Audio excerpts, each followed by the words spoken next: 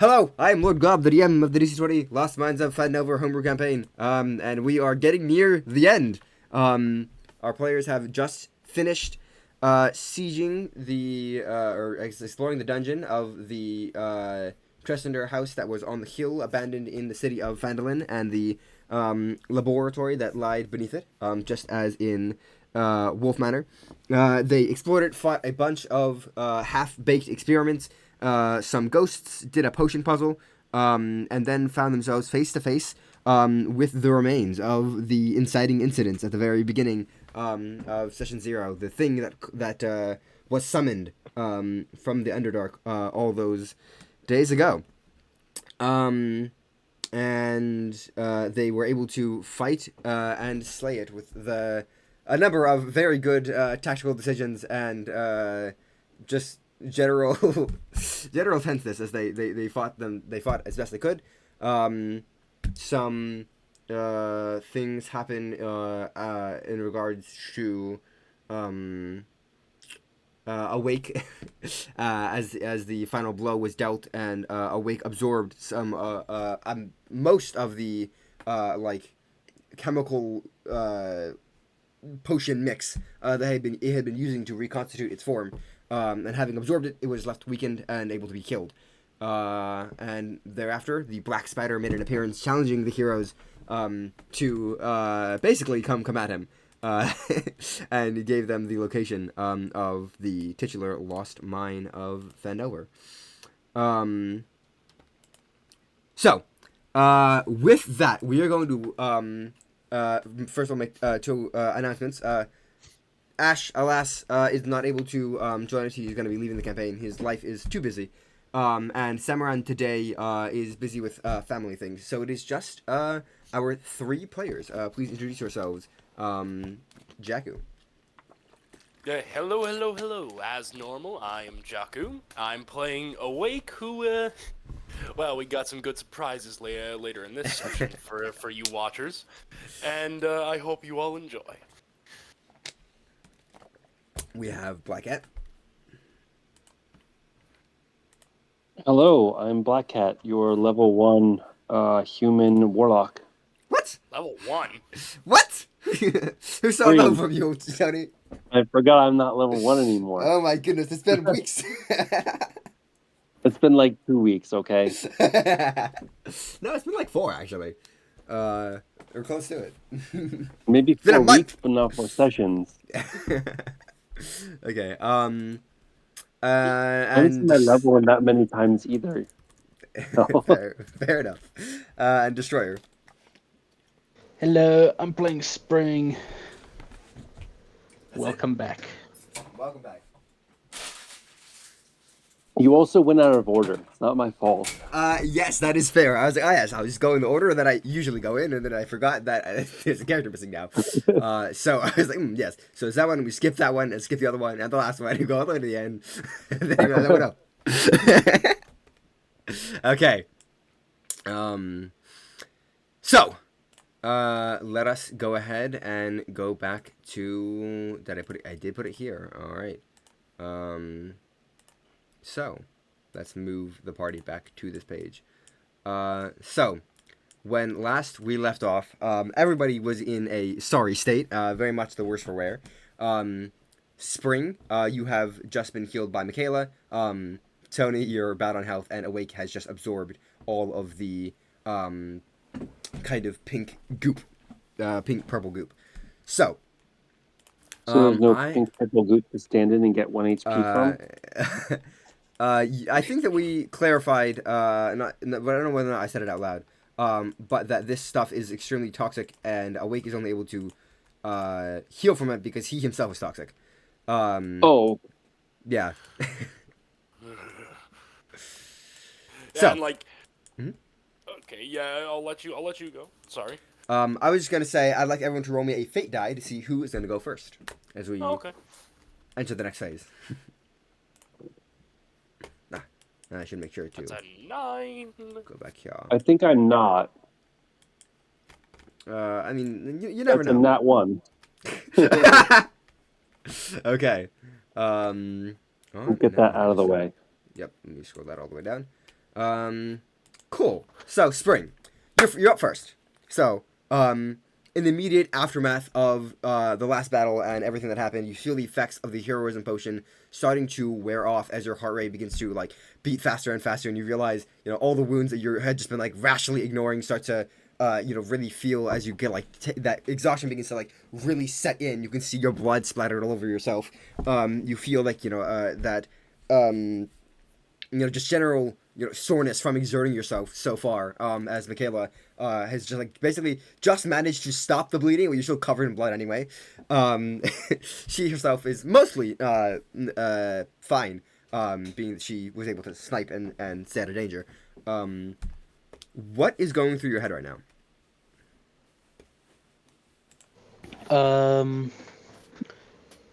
At the moment, pain. So he's kind of grimacing. He had just ran away from the acid and memory of the Drake. So also a little bit of residual fear, even though the hero potion suppressed that, but it's now coming back since that's over. And probably a little bit of worry, because as far as he knows, Awake is still in the goop. And he absorbed a lot of it last he knew. Okay. So, as these thoughts are kind of racing through your mind, you're kind of like deep in like fight or flight mode, trying to analyze what is going on, and the immediate tension of everything starts to wind down, and you can just like take a second to breathe. As anyone who has rest points left can take a quick rest. As you just begin to breathe, you calm down. You can see that Awake is kind of standing still, not in the way that you saw him when he was like paralyzed by the destruction of the last similar creature of this similar thing, the wolf slime, but standing still in a way that betrays that shows like immense focus almost, as though he is deep in thought. And you can see that Tonē is kind of like clutching his head. It seems like something is going on with him. You feel like the calmness reside, or the fear wear off. And now that you're, what do you do in like the moments right after you start to like regain your sense of self and your fear abides? Probably roll over onto his back as he props up, looking back at Awake to see if Awake is chasing him. Because he was running away from Awake after he started looking a little mind controlled. Okay. All right. So, okay. In that case, I'm gonna have you make me an insight check.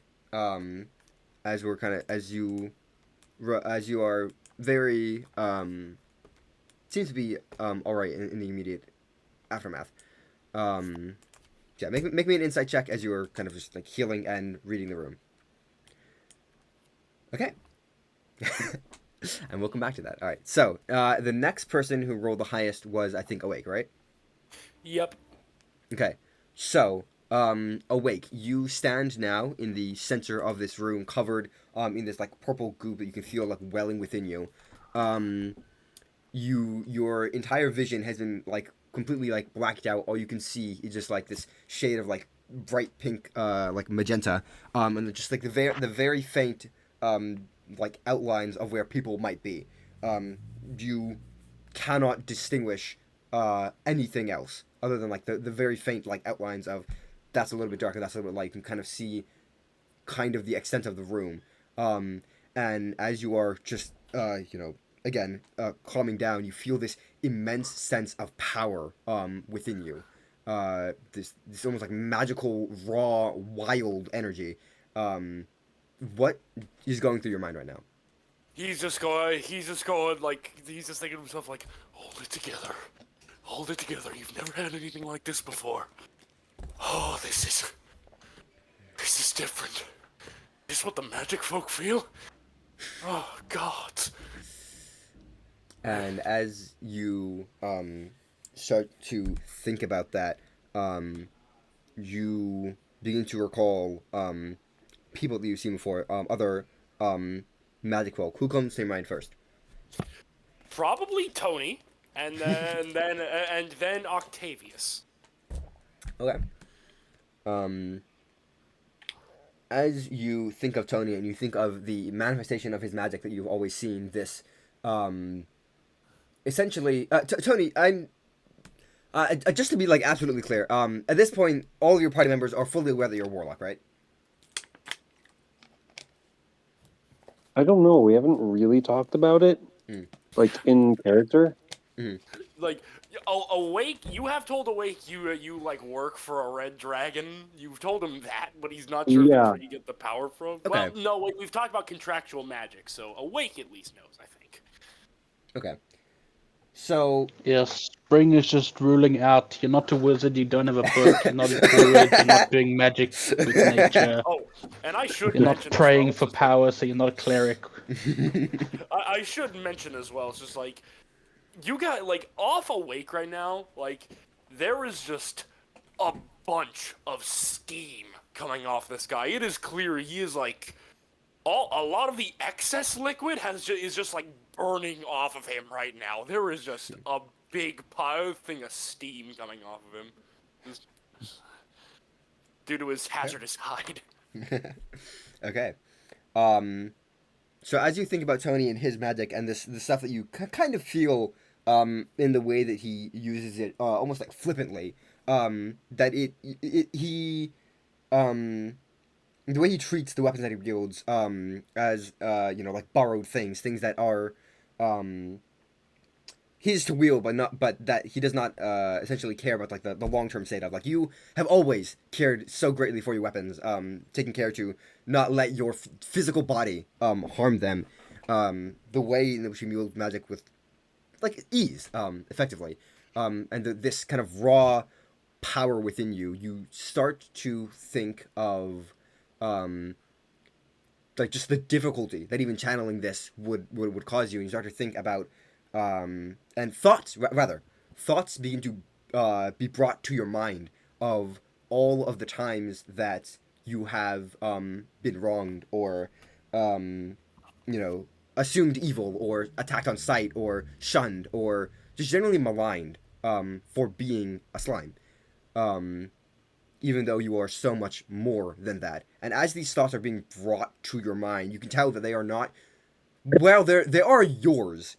This is an unnatural thing. Something is forcing you like to consider this thing, almost like a suggestion in some way. How does Awake react? Awake is thinking to himself in his mind, basically, at these thoughts. It's just like, yeah, people treat me like what I am, but I've worked hard to make my family proud from beyond the grave.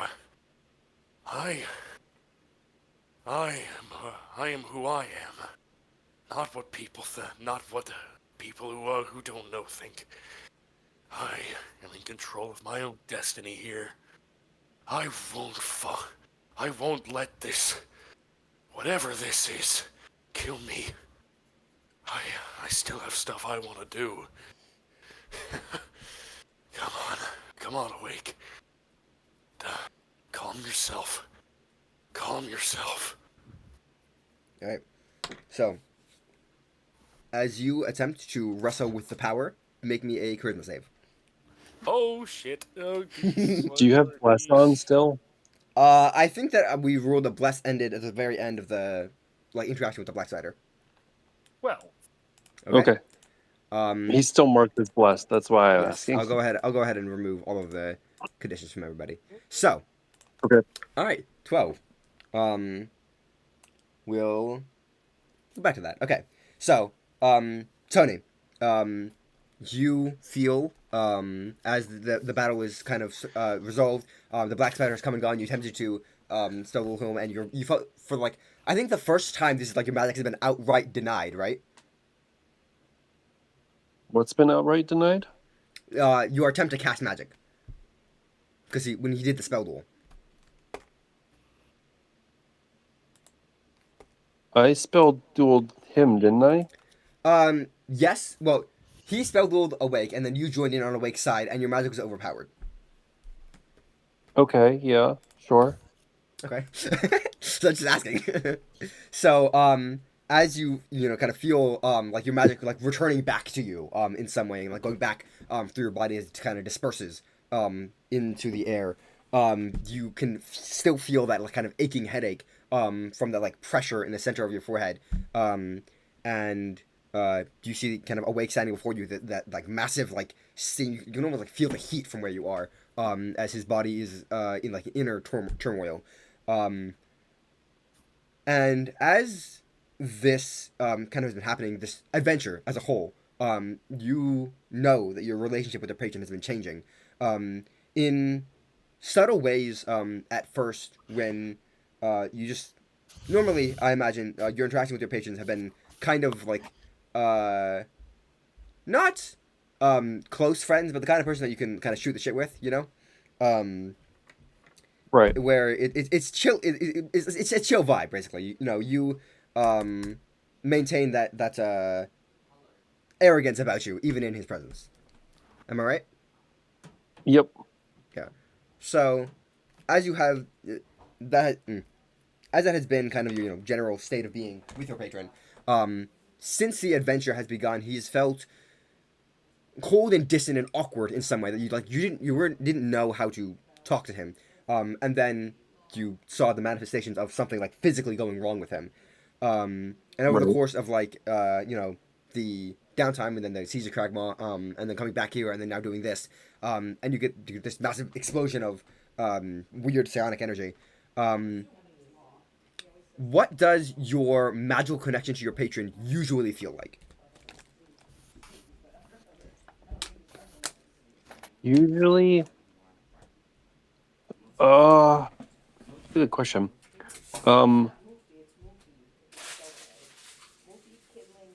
Usually it kind of feels like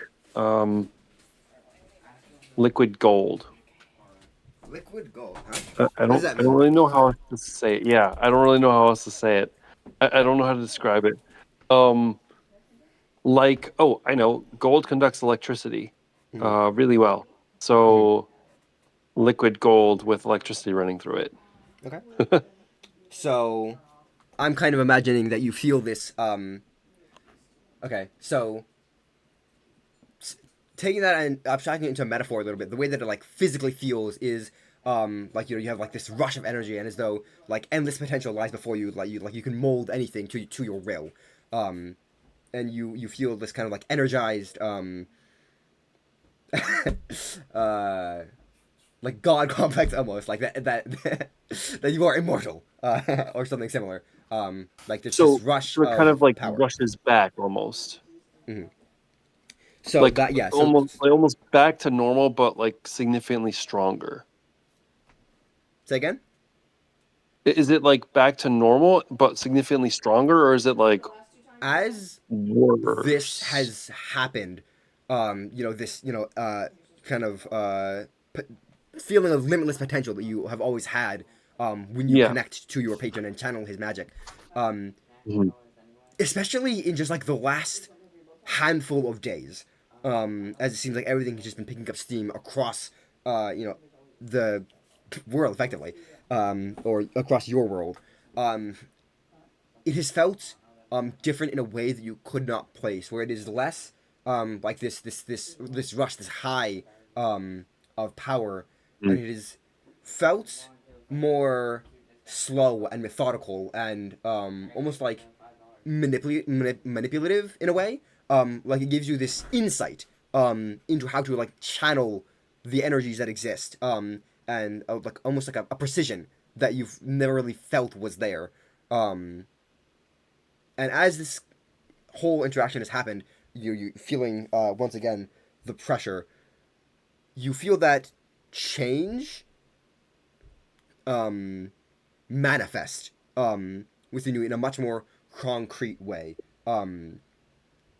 As you almost like for a brief moment as like your something has happened in the world. You feel your like detect magic eyes go off for a second, and you can feel that it is less of an arcane thing, less of like a draconic magic where it is very, I imagine, draconic. I imagine draconic magic very draconic magic is very kind of structured, formal, academic in a way. But as kind of your eyes flash with detect magic, you feel it to be much more raw, wild, chaotic. As you can see, like the true nature of things, in their messy, blurry definitions. Is you feel again something changing within you. How do you? What is going through Tony's mind as this happens? Well, you said I feel like a god, so I feel like the massive dopamine hit of that would just be overwhelming. Okay. Just overwhelming with surging power Okay. that I don't know what to do with. So, Maybe like everyone else sees me like starting to float off the ground because I've just got so much power. I think less floating and more just like an aura of just like crackling electricity. In almost like a like your face is a little bit unhinged as you just like look for something to like do something with. So in this moment, do you attempt to resist at all this change from draconic splendor to something more raw and primal? Or do you accept what is happening? I don't think I would reject it. Okay. So, as this transition completes within you, you feel like an echoing in your mind of like some voice that you cannot quite make out that speaks like with very deep in a very deep voice, almost so loud that it drowns everything else out, but at the same time so low that you can barely hear it. Is you hear something trying to speak to you, and you get the sense that the next time you commune with your patron, something will be different. Okay. Nice. So, Spring, you rolled an 18 on your insight, right? Yes. Okay. You always being a very methodical and analytical person. You're a hunter. You have to know things about your quarry. You're very aware. You have keen survival instincts. So as you are watching Awake and this change that is happening within him as well, this pink swirling energy, you can immediately tell that he is in a tremendous amount of physical pain and almost like emotional turmoil. Though Awake has no face, no emotions to read, his body language is mimicking what he thinks people should react like. But you can tell that his physical composure is starting to fail. And you can see almost like something coming out of his back, just like almost like the arms that are like at his side are kind of like receding inward as something is like beginning to spread, almost like not wings, but something else. You see that he's wielding his greatsword, still two hands gripped on it. It is low, and he's just breathing heavily. What are you doing?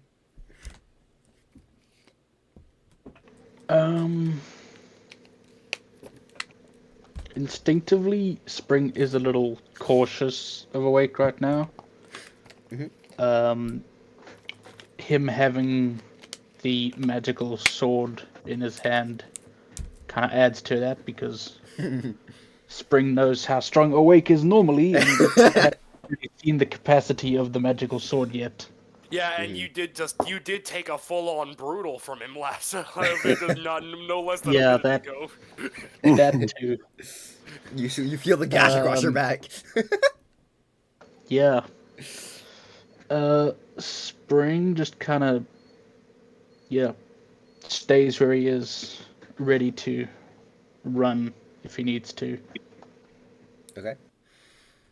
And as your mind goes to flight, to running, which is what you've always been best at, I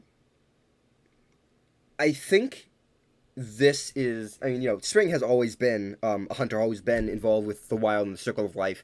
But I think I don't think, or rather, I think there are very few times when Spring has ever felt himself like prey. Is that right? Yeah, the biggest would have been the Drake attack. Mm-hmm. And that's dramatic event, that fear that still lingers on you, that trauma, that still to this day debilitates you in some way. Though as you kind of think of that fear, and how you have always been running, be it to find something or save somebody, or from something, when spring runs, is it a I imagine, because Spring has spent all of his time, all of his downtime specifically, just trying to get faster. I imagine Spring has some like physical connection to his body in a way that it's almost like like with athletes and things. Sometimes they find that their physicality itself just be like grounding in a way. Do you think that is the case for Spring? Do you think that he finds like it's weird to say, but do you think he finds solace in his physical capabilities? Yes, he definitely is more in tune with his own capabilities than others, or magical, which he has no skill for at all. So yeah, he's definitely more aware of his body's capabilities and limits and how far he can push them normally. Okay. So when Spring runs and is in his element as being the fastest thing alive, as fast as the wind, and able to, leap through the air better than some birds can fly. When Spring runs, is it a simple act of, doing what needs to be done? Because, you're a hunter, you hunt, you chase, you flee. It is what you have to do. Or is there any deeper meaning to it? I don't want to ask leading questions, but I'm curious. How does Spring view his speed and his ability to run? What is it to Spring? Yeah.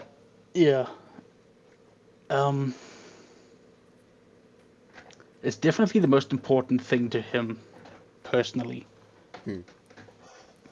Because he's managed to save people because of it, himself because of it a few times, and also failed to save a few way back when.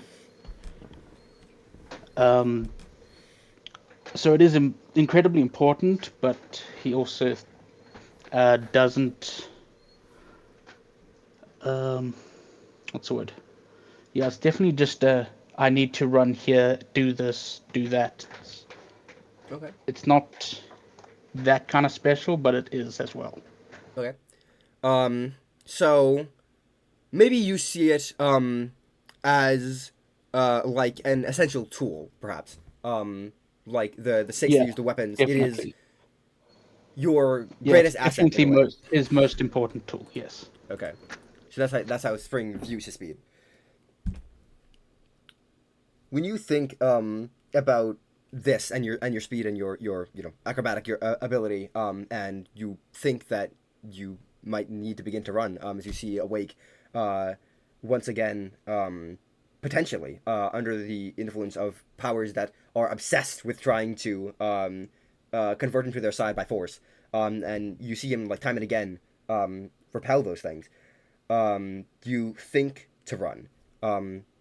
and it is an understandable thought. You almost died here, and it's you have fought as hard as you can, but even when you do apply yourself as best as you can, you're as you kind of a moment of insecurity, you're being honest with yourself. You aren't the most damage dealing member of this party. You aren't the one like Mikaela who can set up so well for her allies to exploit. You aren't like Tonē with his massive array of tools available to him and magic that he can cast. You are... Yeah, Spring definitely needs some setup time and planning to actually do well. Mm-hmm. At the end of the day, Spring is just a squirrel. And you are about to enter, a battle with something more powerful than even the thing that you killed here and nearly killed you. It would be understandable if Spring were to run from this, to return to being a hunter, to let them, your more powerful allies, deal with it. You could even recruit some people from Neverwinter or the Goblins and send them here to fight. They would understand. But what does Spring do? What does he think? How does he respond to this thought as it occurs to him? It is incredibly tempting, because even as he was hired in the first time, he was worried about being weak and not being able to help. But I said, even when I think it was Gundren, you said. What's his name? Yes, Gundren. Yeah. Even when Gundren hired him, he was terrified to join. And only really joined because Gundren said he'll pay his family if he dies. But due to the little clues here and there, this sounds like it's either going to destroy a lot very soon, or everything if they take too long. So he's kind of just like, it needs to be done soon, and I'm already here, so I might as well help. So as that thought comes to you and you decide to stand firm and to still your nerves, when adrenaline runs high, there is more than one option. You don't have to flee. You have fought before, but sometimes to just stand firm in the face of overwhelming odds and danger and threats that you cannot even fathom the full extent of. Standing firm is in and of itself its own heroic charge and its own difficulty. So, as you once again see Awake battling with himself, you stand prepared to flee if necessary, but only then, because you have a duty here, and you have a duty to these people and to your people. So you decide to stay. Okay. So, as you make that decision, you can see Mikaela nearby you, kind of having a similar reaction. She's been probably the least affected by all of this. She's a guard. She's competent. She's able to strategize well and solve puzzles and riddles and whatnot. She kind of stands with you, ready to make the pragmatic decision as she is viewing the situation. And we move to Awake. Awake, you've rolled a 12 on your charisma save, right? Yep. Okay. So, as you stand there battling with these forces and these thoughts, and you're kind of one singular decision to keep it together, to not let loose, even though this is something that is far beyond your power.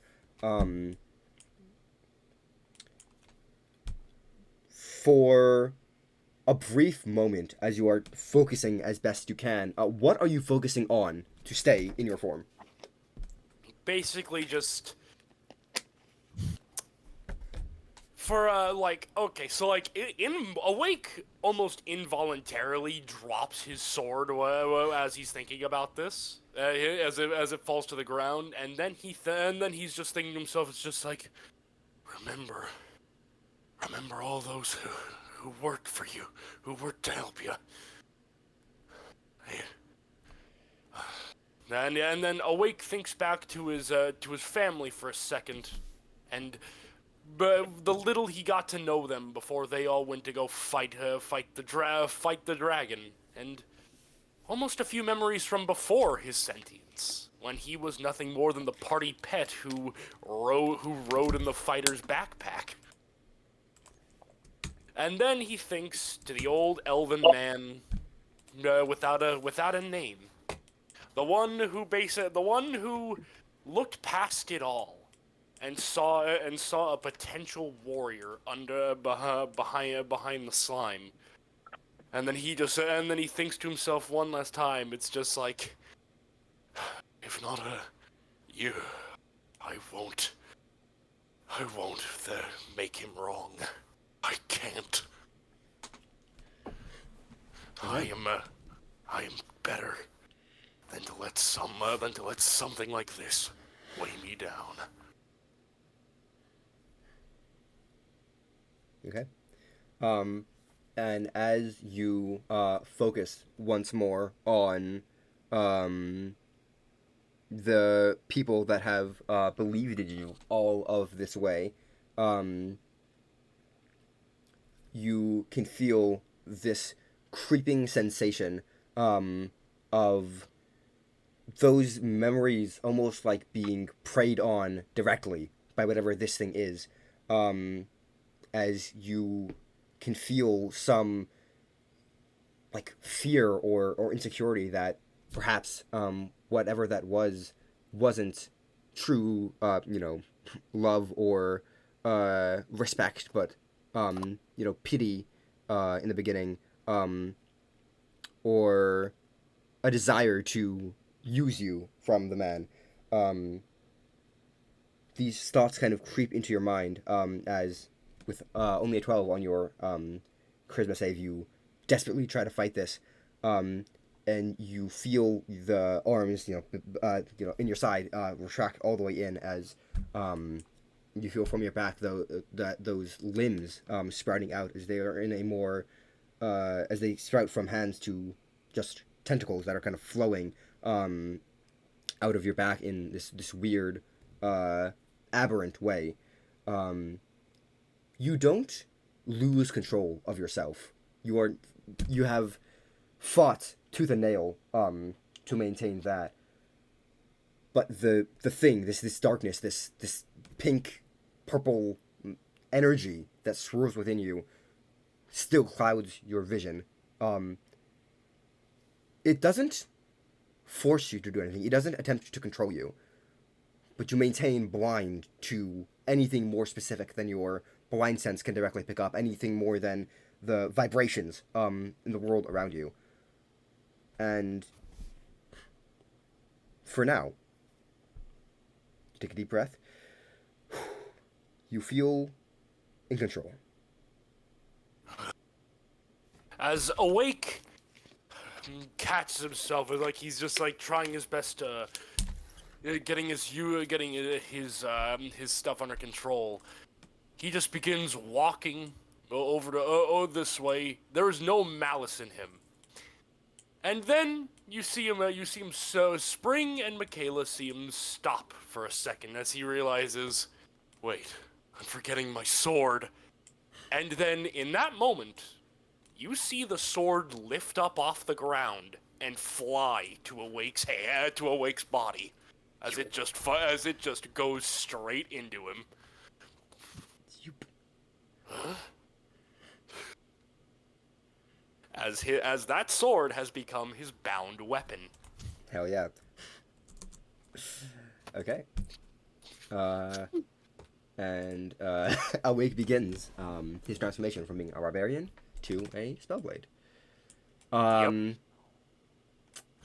Okay. You all take a deep, deep breath as the tension in this room, as the question of whether or not Awake will be able to overcome this thing that is inside of him, is once again resolved in his favor. He is resolute. You can all see him. He seems significantly less aware of what is going on around him, but he still maintains his form. The only thing different, that his hands are not the hands, his secondary hands, have become more amorphous now and starting from his shoulders rather than his sides, and that his color has completely changed, as he is now, or not completely changed, I guess, but partially, as this pink. That is the old one, but that is the old one. I know. So, you feel this transformation that has kind of begun within you, this power that you can tap into. It's not complete. You are not able to channel it, but the latent energy is still there. I have to go see Octavius or something. Oh. Yeah, everyone all right? Spring? Oh, I don't have control over this token. Yep, that's fine. I'll fix that. As Awake says his name, does Awake sound any different? No. Make an insight check. Oh, well, at least, yeah, you know what? No, you can go ahead and do that then. Let me see if I can. Cool. See if you can set up your fields correctly. With an 8, you get the sense that he sounds different, but you're not sure if it's just because he's disturbed or because he, disturbed and exhausted like you are, or if because something deeper is going on.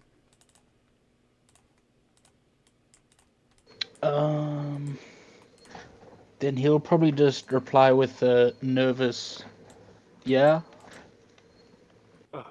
Everything's kind of blurry to me right now. From what I remember of that, I think I hit you pretty good. Sorry about that. I may need your help getting out of here.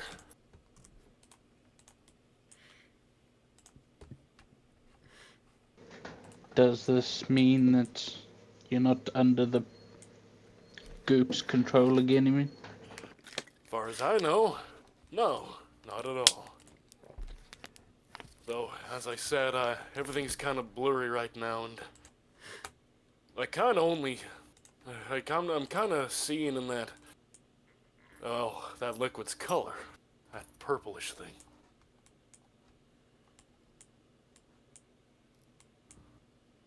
And I don't know what just happened, but I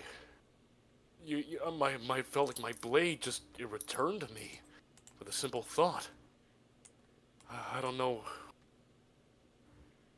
what's going on. Spring is just gonna whisper to Mikaela, get the slime boots ready, just in case. Okay, she nods. I imagine. Well, she has the monkey. Yeah, she's probably wearing them actually. Considering that this whole place. I thought Katana was wearing them, but she may have given them to. Didn't you guys get like a couple of pairs, or is it just the one? Oh, I don't know. We just got the one. Then my mistake. He's probably with Katana then. Ah, right. Damn it. But I was gonna ask if we had them.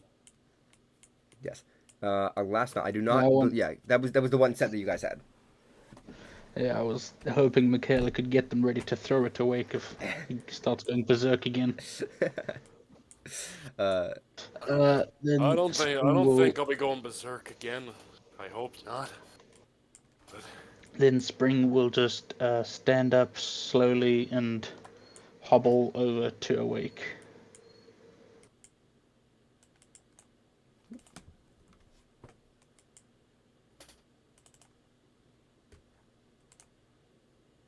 yeah. And you know what? as you get closer, it's like as you get within one space, like it's almost involuntary. Like it is completely involuntary. It's just like you since everything is kind of off for him right now. When you go to like grab onto him, if you do, an almost barrier appears right for a second before letting you through.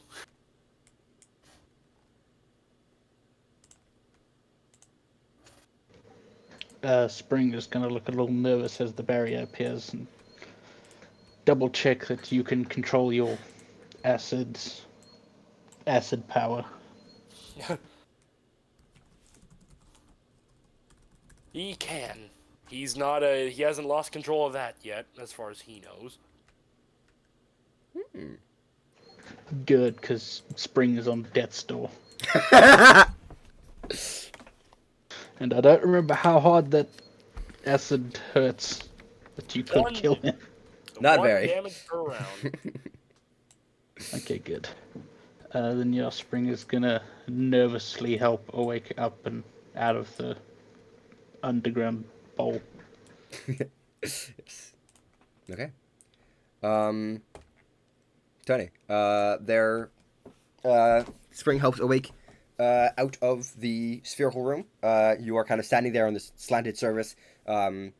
Your the headache that you've been feeling since you entered this room has started to subside a little bit. Do you feel weird?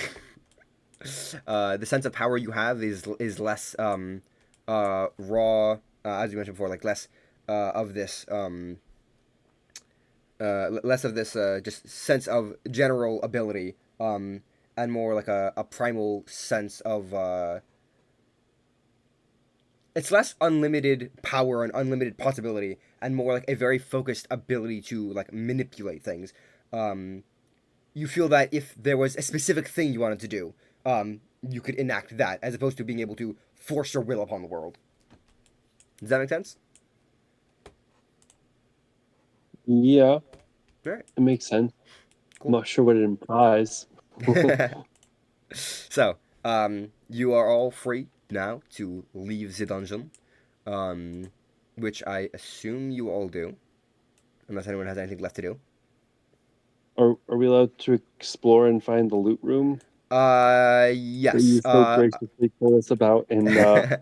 before the session? So, as you explore and try to find the loot, using your magic sense, you can tell that one of the portraits in this room is actually a door, like a door that you can step through.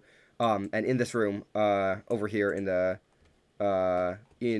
the space between over here, there is a little tiny storeroom that has variety of stuff in there that we've mentioned in the chat. Basically, you were able to get a working version of each of the potions that are not like decayed, for everybody, as well as Mind Flare and Coop if you so want it, and then you are free to salvage the armor that exploded, if you would like to, Tonē. What was the last thing? Mind Flare Coop? Goop, the pink stuff. Oh, goop. Okay. Yes. So you can get basically one of each kind of potion that has been relevant in this thing. Yep. Which I believe should give you 7 worth. And you can immediately sense very powerful arcane energy coming from all of them. I guess alchemical energy. Nice. I definitely would want to, if Awake doesn't, I would definitely collect the pieces of the armor. Okay. Okay. Go ahead and make me an investigation check as you do so.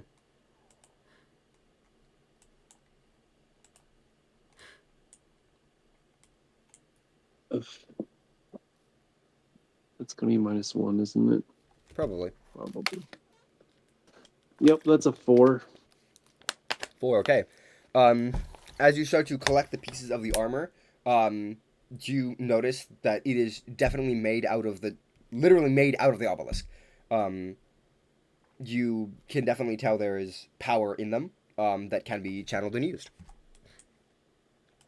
in some way. But cool. The lot of you. Sorry. Is a nice. Nice. So, the lot of you go ahead and leave the donjon. You find yourselves once more in the lovely city of Phandelver. Exhausted a little bit. Or no, that's the wrong token. Boop. Exhausted more than a little bit. Where do you guys each head? We're getting into like starting to enter like the evening hours of the day. As it has been just about 2 weeks since the collapse of Castle Cragmaw.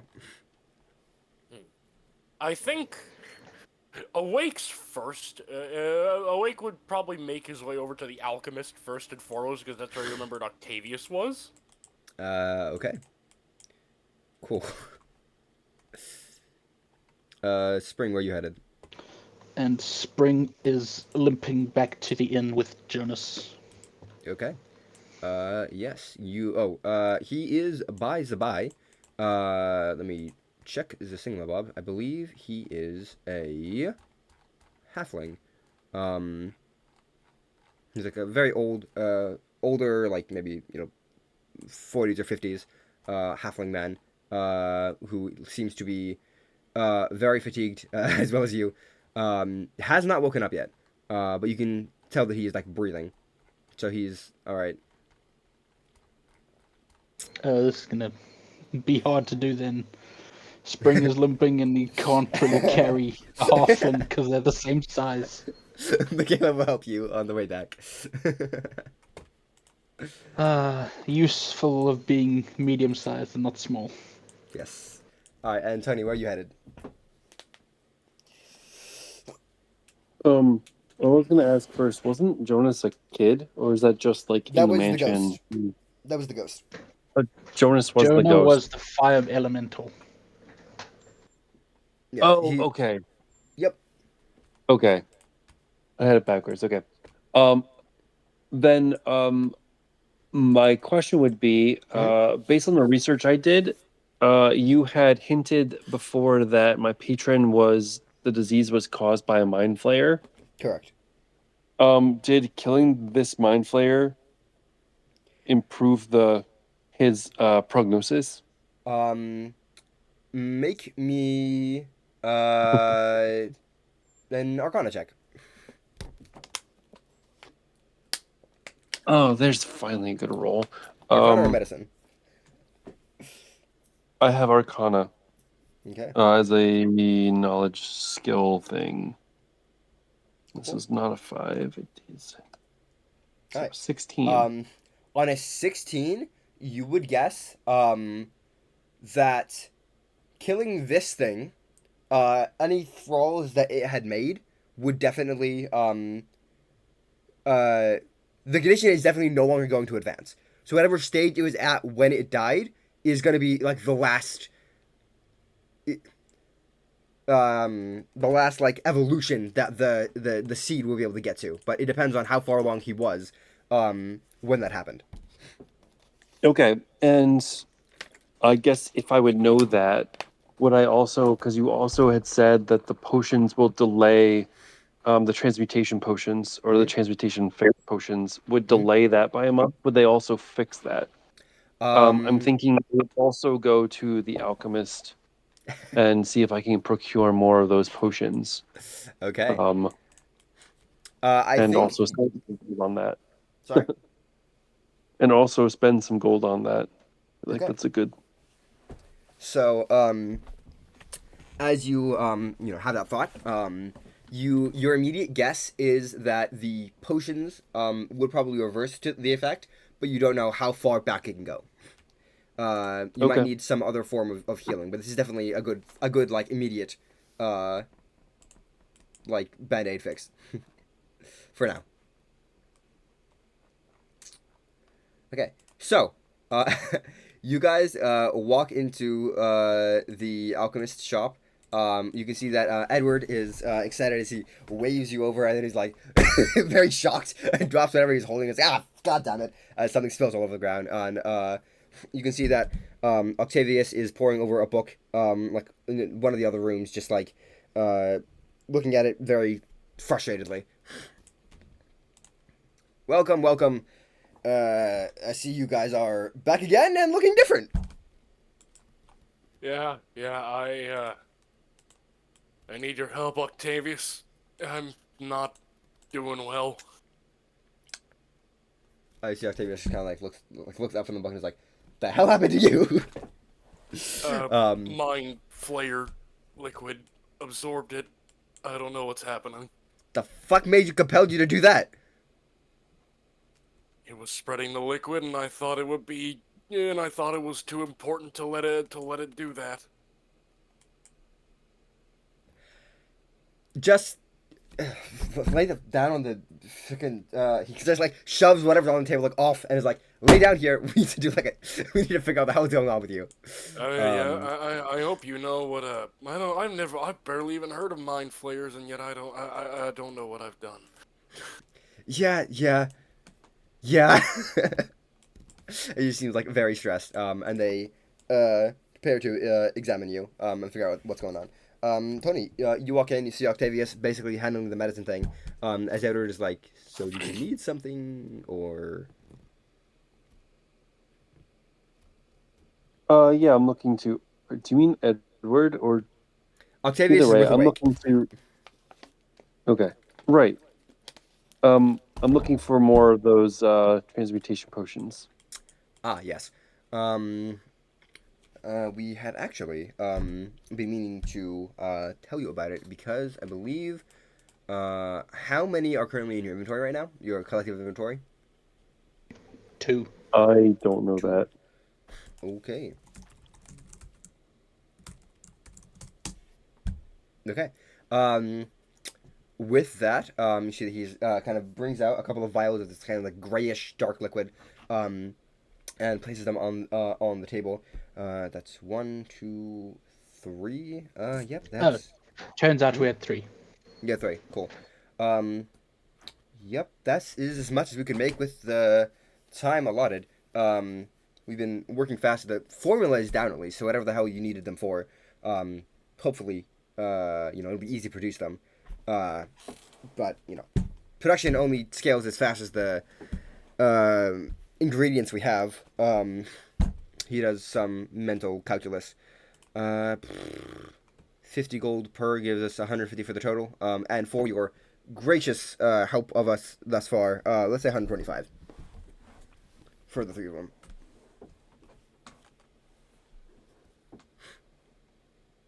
Even I don't have that much gold. 80 for 2? I'll give you 75 for 2. Make an influence check.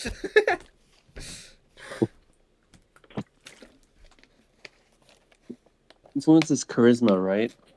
That's correct. Okay, good.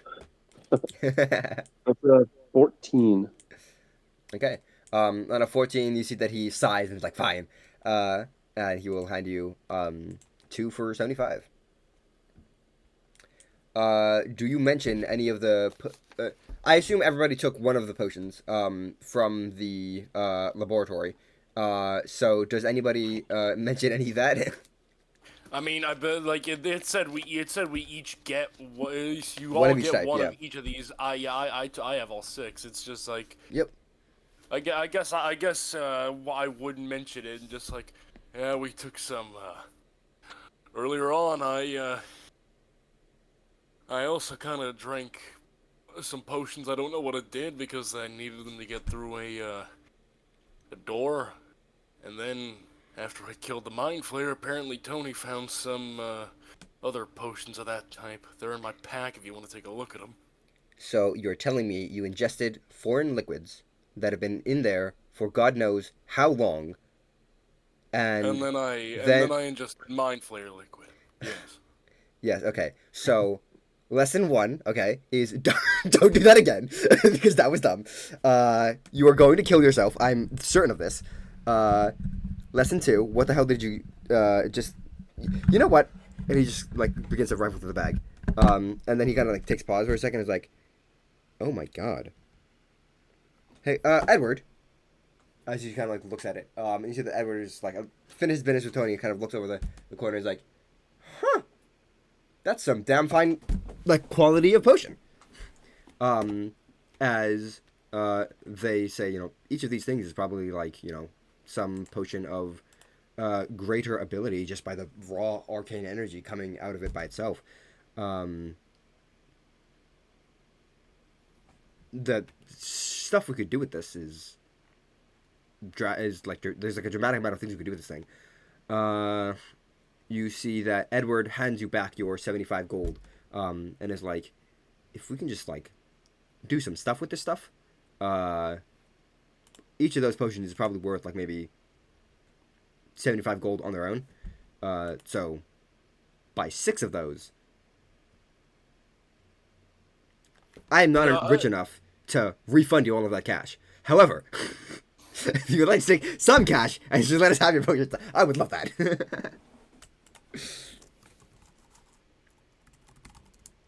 I'm not just going to give you 6 super good potions for nothing.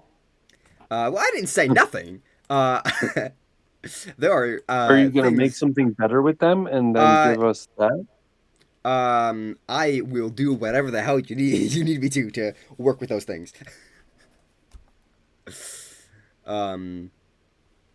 He just kind of like thinks, I don't know. We're obviously going to work with you. Just talk to us. And kind of their thoughts are they can make you a bunch of potions that will be more useful to you. So basically, anything that you don't think you're going to use, you can exchange for potions of like a bunch of potions of better quality.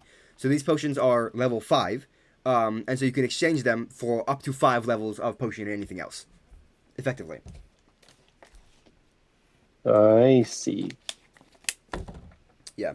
So you could do 1 5th level healing potion, or a level 3 and a level 2. Or you could do like 5 level 1s, whatever floats your boat. And if there's any specific magical effect you would like to just have on command, they could probably brew it for you. Like for example, if you wanted to have like a potion of Shield of Faith, they could do that. And they would not require any concentration or anything. Or if you wanted like a potion of fire resistance as opposed to immunity, if you wanted to break that down to be able to be used by more people. So if there's a specific spell effect you can think of, you can just DM it to me and we'll talk about how to break that down. But yeah, that is how that goes. Spring. You take a good long nap in the inn. You feel yourself rest and recover as you kind of come to. You having made this resolute decision to stay. Let me check on my notes. The day lies before you now, or like the rest of the day. What are you doing? Okay, so I probably got a full rest, right? Yes. Cool, so let me just quickly reset all my things. Oh, the buttons.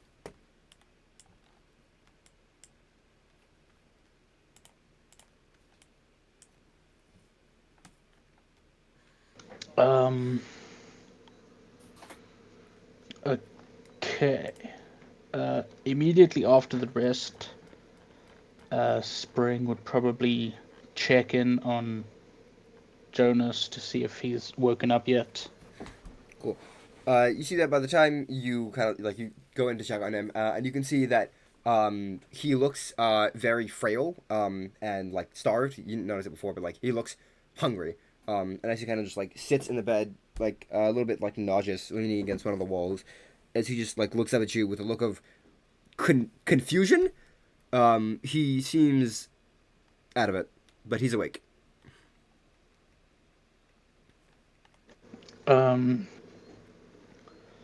Probably gonna ask the innkeeper for the cheapest meal and let him eat that while I go take a peek at the old flowers that were blighted and see if killing the Mind Flayer did anything for that. As you go and take a peek, no roll required. You can tell that the damage has been done, but that there isn't. It's not spreading. Cool. Then he's probably gonna come back to the tavern and ask somebody to just like go destroy those flowers while he talks with Johan. Not Johan. Jonas. Jonas. I'll put his name on his token for you. Thank you. Where? While Spring talks with Jonas, he would probably explain that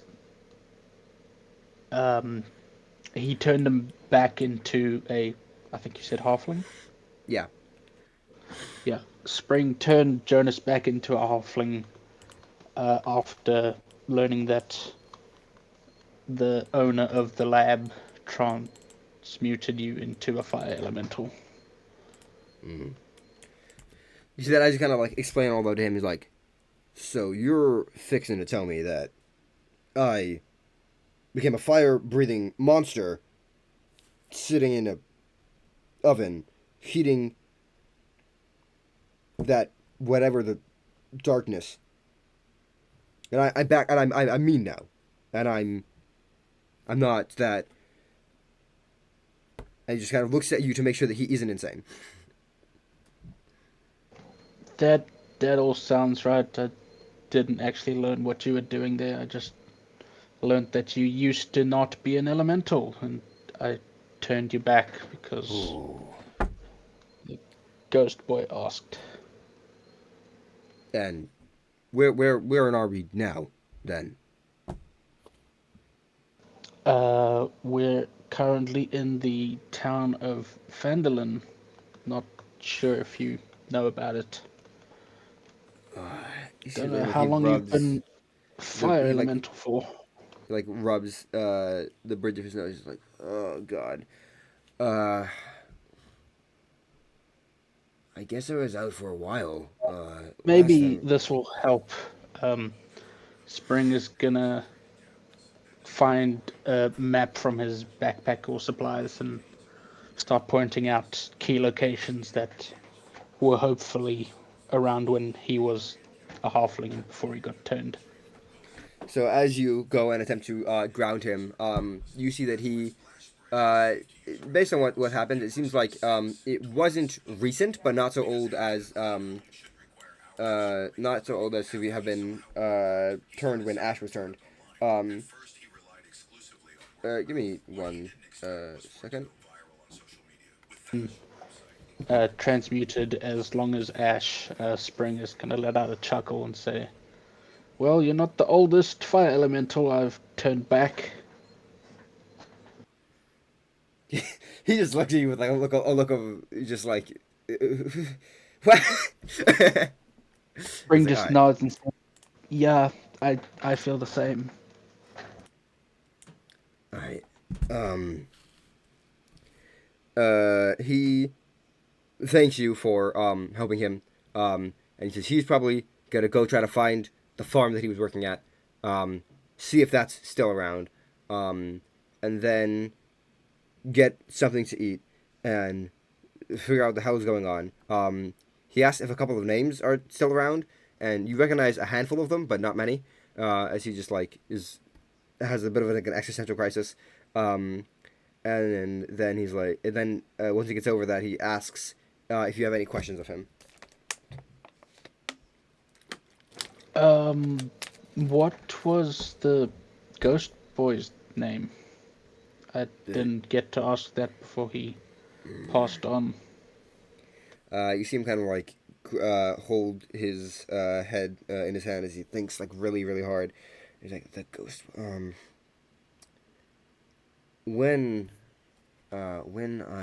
Before I was turned, I guess. I remember volunteering for some sort of like they were gonna pay me some gold in exchange for doing some tests for him. And it started all normal like. But there was one kid who was among us that always seemed like super afraid of everything. Didn't want to get touched by the needles. Didn't want to, let the scientist folk, do the tests. He was, what was his name? And as he thinks, let me pull up some notes. I'm worried that I might actually not have the names page that I thought I had. No, it's there. Okay. One moment for loading.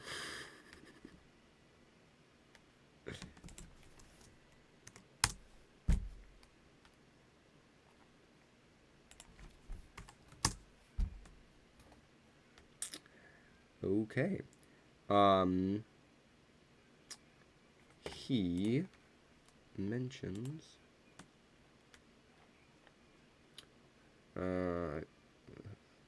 see, the problem is that it's in someone's NPC page, but I don't remember whose NPC page it was.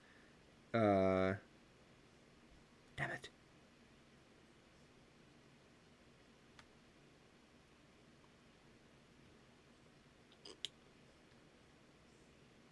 Okay. Was he maybe a linked page for the notes of the lab? He might have been. Okay. God damn it. Okay. Jonas will eventually tell me the name. Johnny will eventually tell you the name. Sorry. He'll eventually tell you the name. That's fine. But above board, I assume that you would share it with the rest of the party. It would be Yes. a name that Tony would recognize as being related to one of his treasure hunters from before. Tony's had a gang that he goes on quests with. So he recognized. So when the name is found and then brought up with Tony, you would recognize it as being related to one of his people in some way. I don't remember a kid though in my backstory. Yes. Not part of them, but related to them. So you're talking about the younger Boulder? brother of one of your party members or something. I think it might have been effectively like the younger brother of I think it was Boulder actually. Yes. Okay. I think that might have been him. But yeah, we'll talk about that later when I have my notes in front of me. Embarrassing. Okay, cool. So you asked about the name of the child, which he does provide. Do you ask him anything else about what happened? Not immediately. I figured I'd give him a day or so to kind of come back to his senses. All right. But after getting the name, Spring will go to the town graveyard and just make a makeshift grave for him. Since Okay. I doubt the scientist made one. You would indeed be correct. So you make the grave, and it is kind of right. Okay. So as that is resolving, Tony and Awake. Is there anything left you guys are doing the alchemist thing, or are you just waiting for Awake? Are you just waiting for the not autopsy examination? I'm pretty much just. I mean, well, let's see. What does the potion of deception do and the potion of poison? What do they do? You automatically could succeed on deception checks, and then poison is just a very powerful poison potion. I mean, if they want the deception poison, I will sell that to them if they want it, or just whatever they offer me, really. Okay. So 75 gold, or I forget Yes. what was. Yeah, okay. Good. 75 gold twice, or potions of 5 levels or equivalent. Okay, in that case, what do you guys think would be better, healing pots or money? After the last fight, I think we want healing. Okay, so in that case, 5 levels, I will get 1 level 3 and 1 level 2 for the potion of deception. Do we have like 6 of them? 1 each? Yep. Or did I just hear you wrong? We You have 1 each- each. Yeah, so there's 4 of you. Times 6 is like 24 total potions. Okay, so we don't get a 5th one for Silver because he wasn't there. I mean, that makes sense. Yes. Okay. Cool. Yeah. You want to do that 4 times awake? I sold So the you may have deception inventory? potion. I'm not sure if the rest of y'all want to do it. I sold my deception potion for gold to buy an upgrade later. Okay. And I only got 68.5 gold. Or something like Yeah, that. I think I will also, let's see, so that's deception gone. What does save immunity do? Do I just immediately pass all saves? It says what it does in the message. Just read.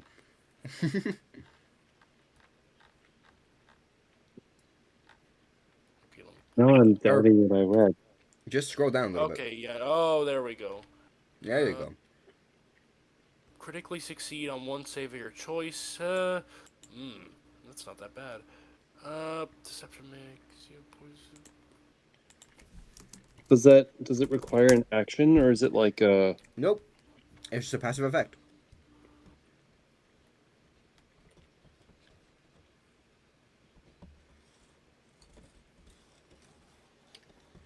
Oh, but you have to... Each lasts for a minute and requires a whole AP. Yes. To drink. Right. So if someone is causing me to make a save and I want to critically succeed it, I have to spend an AP to drink it. No. So I you want to probably- drink it I before you probably make can't do it before. as an action. So I think you I'm would good want to here. drink it and then go into battle, as opposed to drink it in the middle of battle. Or like if the enemy don't is drink, charging. but I I'm have a not thirst talking for to you, knowledge. Siri. That's the second time. So you'd either want to drink before the battle or when you see an enemy charging up a massive attack. So this is not a thing that you could drink in like as a reaction to making an attack. You would drink it in preparation for that. Okay. So unless we're all going to drink them and remember them, I'm going to totally forget. It is on you to remember all of the toys that I've given you. I give you guys a lot of toys.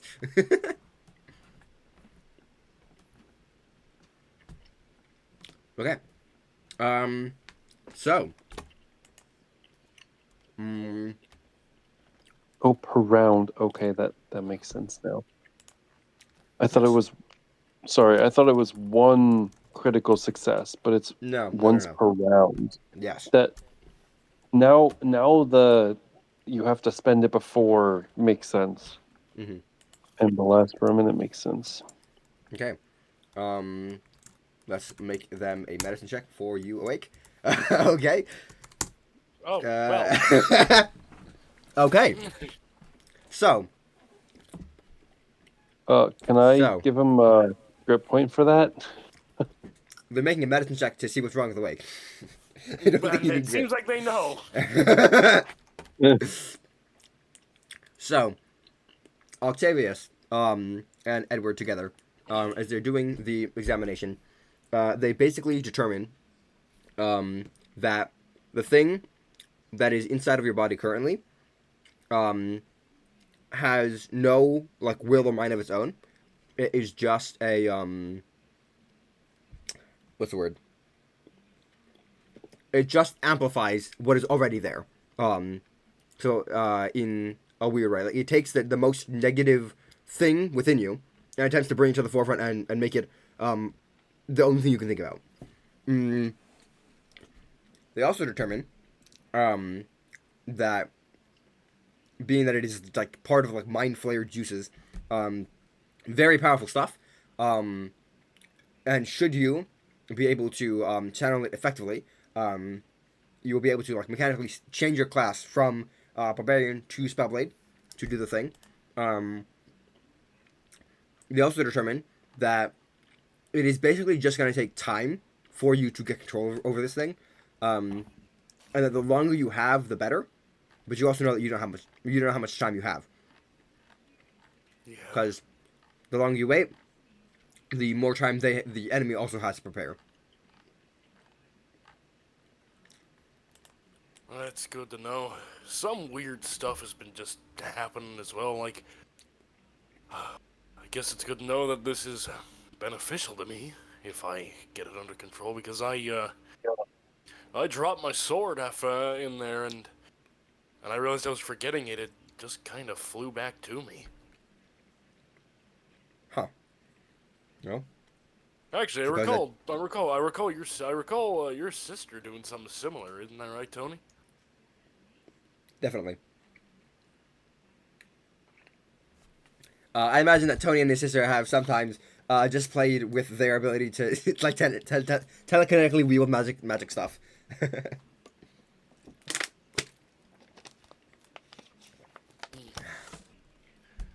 I don't know how much time I can give this. The longer you I have, think, the better. I think a couple days is probably what I should is probably what we should give it. Well, I am not a doctor, I am not a clinician, and I am not your father. So, frankly, it is not up to me. But I will say, in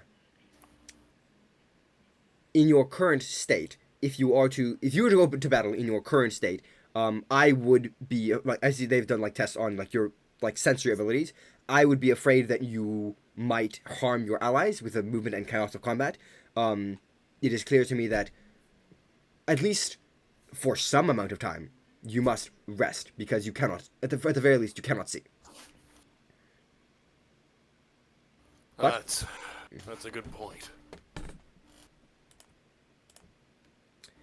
But Nah, there you're are probably right. greater machinations afoot, so time is of the essence, and what we spend it on will be critically important in these very dire situations.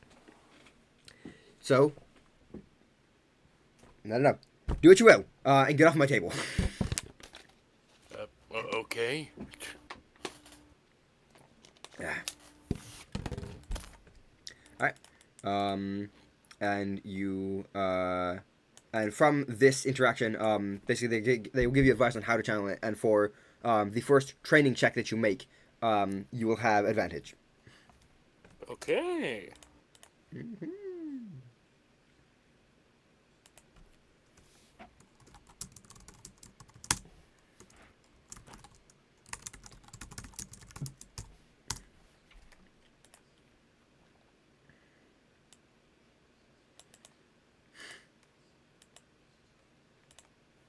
Okay. Yeah.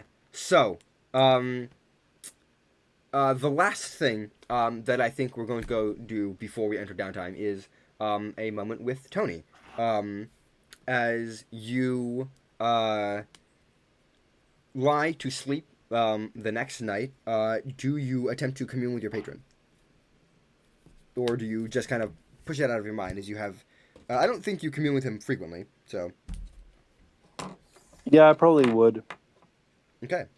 So as you attempt to commune with your patron, you feel yourself, you go to sleep, you feel your dream state, whatever, normal dream you might be having, as you start to kind of realize you're in a dream and try to control it with a lucid dream. You think of your patron, and you remember the feeling of falling into that chamber, whereupon you were filled in this room full of heat and gold and riches and power and adrenaline. As you were there, and as you were granted this power, this unimaginable power. You recall that feeling as you feel this kind of excitement, this buzzing electricity in the air. And then when you open your eyes, you sense none of that kind of heat and electric excitement. and you can instead feel like a very cold, distant gaze from beyond the darkness, as you are unable to like physically see the form of your patron. What is your immediate reaction?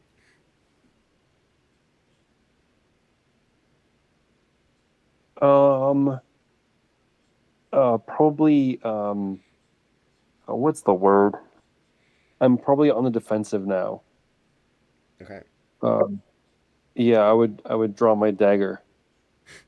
Okay. So you draw your dagger, not knowing what to expect from this space, and then you see as you're like not afraid but cautious of what Yeah. may or may not happen. You sense yourself being noticed by something as you see like a very slow opening of bright yellow eyes kind of standing in front of you. A good distance away, but so massive that they still encompass much of your view. And then you see another eye open out of the darkness, and then another, and then another, and then another. As all in front of you, you feel yourself being gazed upon by something that is projecting itself, at least, to be incomprehensible, something that you cannot even see. The only thing you know is that it sees you in every aspect of who you are. You can feel like a penetration almost like to your soul, as it almost sees through you. You hear a voice speaking, that same kind of low and loud voice that is so loud that it drowns out anything else that you might be hearing or thinking, but so low that you can barely hear it. Please make me a charisma language check. What you gonna say? It was saying please. Charisma language check. Indeed. Okay. I'm gonna go That's grab some just. food. Okay. Is that just base charisma? Yes. Base charisma. Um, I thought it was a little bit more. Let me check language check. Do you have mastery in this? Well, I rolled a 13, Ah. and my charisma is 2. All right, 15. All right, So cool. So, as you hear the this voice that is kind of speaking out to you, you recall when you had attuned to the obelisk, and all of the writing kind of overlapped and made sense in a way that you could tell now that this isn't just like random scribbles that don't make sense to you, but now it is actual like language, one that you didn't understand, but it was something that you could like recognize if you saw it somewhere else. And when you start to hear this voice, kind of low rumbling, you kind of go to your instincts and you attempt to sense magic. Using this your as you kind of try to open yourself up to understand. With a 15, you hear the voice again, kind of echoing all over, but now the kind of low rumbling is just becomes like a very stern and powerful voice. That addresses you as like this mortal thing that has intruded into its domain. And as you say that, you can kind of feel that like the mountain of like wealth beneath you starting to like disperse, not like disappear, but like go from being like a mountain to just kind of like rattling down and starting to fall. Um, as it says, by what like uh, leveling out. yeah, it's leveling out exactly. Um, Okay. how uh, how dare a mortal such as you attempt to call it to speak with you, you insignificant, puny thing.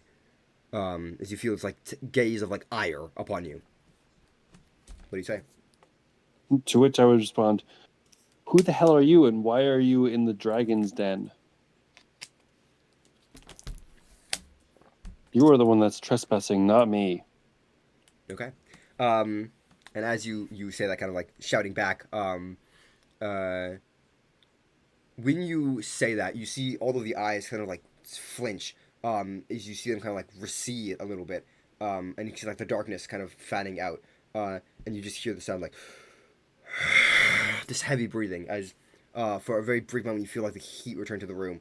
Before like whatever like, you see the eyes kind of like snap out of it, and press back in, all around you.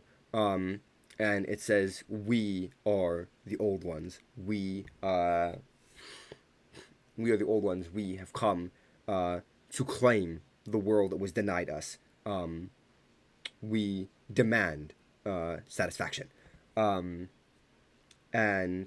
as you say that, as you hear them say that, you feel like a tug at your soul, as it is attempting to do something to you. Make me a charisma save. Actually, no, make me a mental save. Either of your choice. Probably still charisma though. Well, it would definitely be charisma, and that's gonna be like it's a save. What's my charisma save? Yeah, 17. 17. Okay. You feel that attempt to invoke the you feel try to invoke the bond that you have with your patron to attempt to force you to do something, and you can feel like this confluence of like factors of this weird eldritch thing that's trying to interact with you, your draconic bond that you have, as well as the brand that has been placed upon you, as they all kind of like mix together, and you just like deny the connection as you feel like a psh, something like breaks, um, uh, and you see like you feel like a look, you feel the sense of like frustration and confusion, and annoyance at this happening, and then it says, the thing says, it is stronger than we thought. It is, it resists, it dares to resist our will. um, so, as it attempts to do this, in this moment of like confusion at this thing, what do you do? What do you say?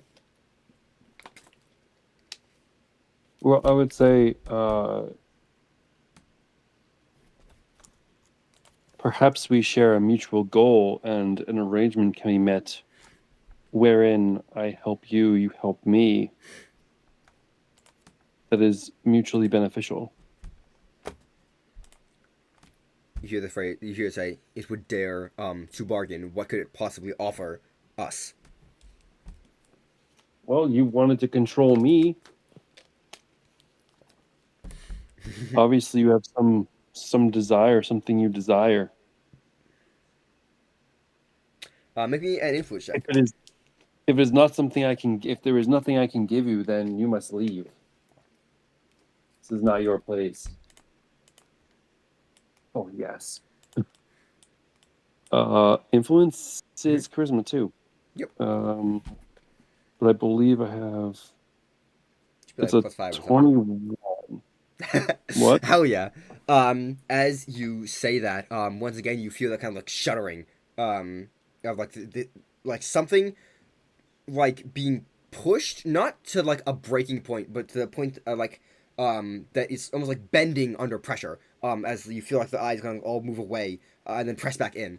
And you see like a look of, because you hear like a number of voices speak, and interrupt each other as they, as you, like, it almost like questions itself, like, why did it do that? And then you hear it say, you hear like kind of like almost like muttering, it's just like, a vessel, a vessel, a vessel. We need a vessel. We need a vector to enact our will upon the surface world. We need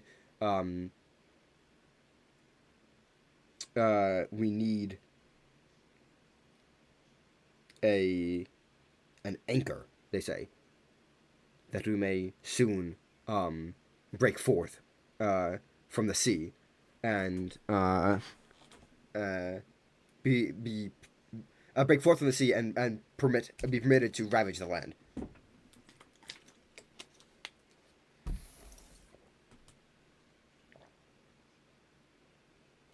Is it?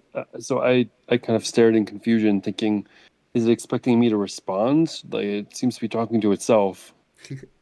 So as you are like confused, you aren't sure like what's going on with this thing. Make me a history check.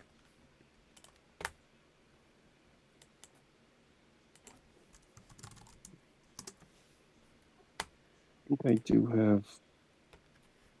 Yep.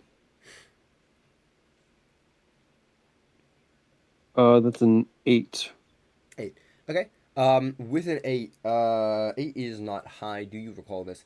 I will ask Tony. Do you remember what you guys thought might be happening with the plans of the Black Spider?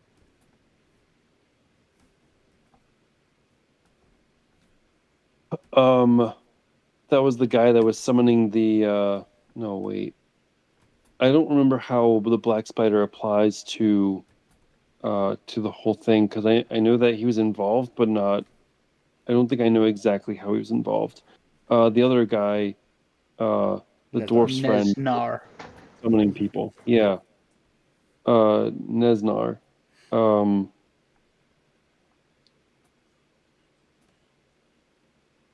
but I know that Nesnar is working with him or likely working with him, but I don't know for Okay. sure or what exactly his motives were. All right. So in this moment, Tony, you are you feel like you recall something to do with that, but you're not able to really reason it out what the connection is here. But you get the sense that whatever this thing is, it too is not itself.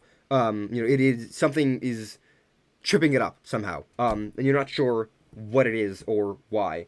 Um, and then it kind of asks you, um, it, uh, can it bear our will? Can it can its soul um, can its mind not be broken? I have no interest in helping you if we do not share a common goal and you don't give me something in return. Tony is pretty arrogant from dealing with his patron for so long. Okay. You see, as you say that, it attempts attempts like, to read into your mind. What is Tony desiring most out of this, out of the possibility of this deal?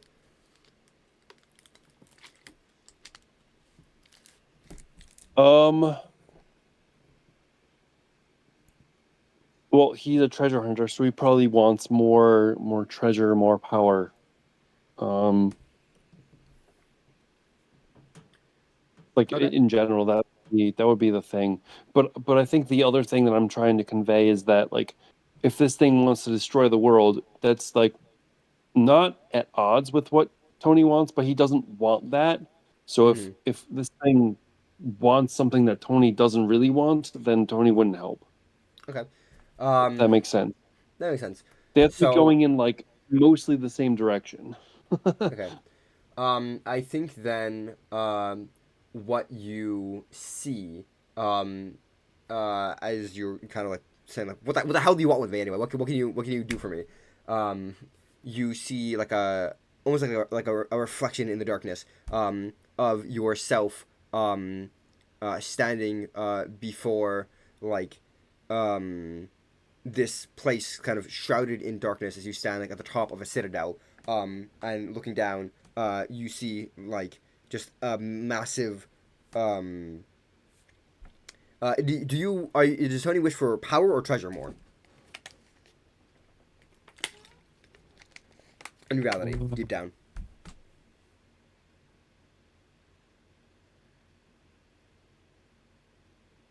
I'm not sure because they kind of like go together, Okay. right? Power brings you treasure, and power brings you money, and treasure brings you power. Okay. Treasure and money bring you power, right? So they're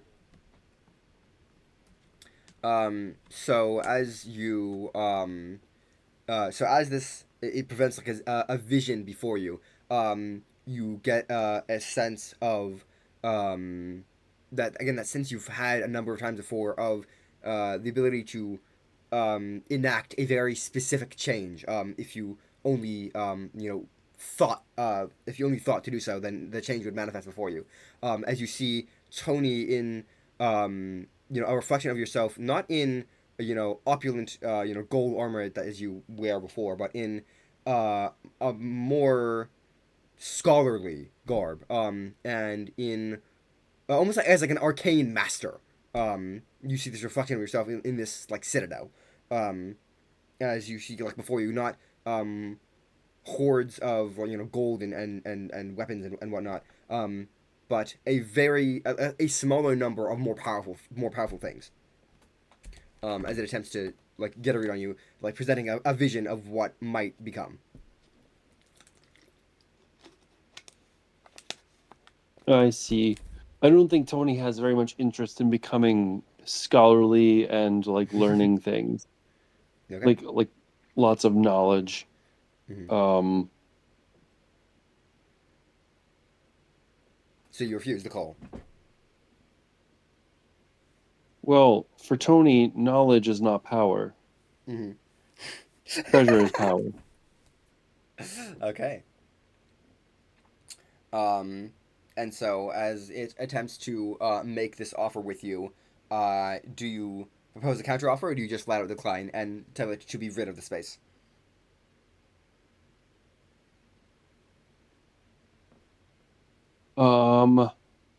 Yeah, okay. I would propose a counteroffer that it's just vast riches and loot. Not just gold, but precious swords and all that stuff. Weapons, shields, loot. Okay. And as you kind of say that and make your desire known, you see the thing like almost feel slighted that you would reject its offer, and then you hear a voice that you recognize as being the one that was present when you like felt the mark placed upon your forehead. As it basically says, it is arrogant, but our need is great. Almost like an intrusive thought that it didn't think. As you're hearing it in a weird way, like how is the possessor being possessed? You kind of see it, kind of reason with that, and then say,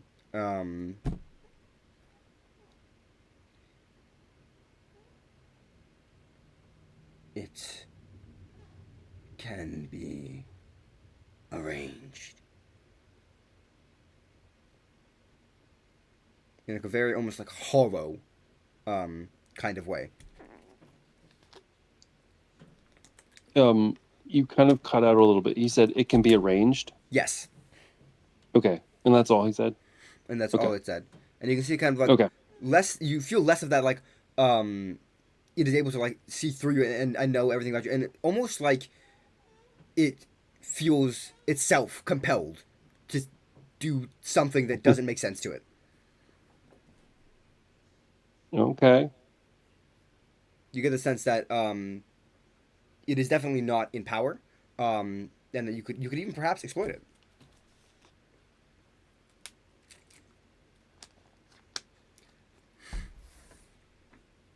I think I would like to. I just don't know how I would.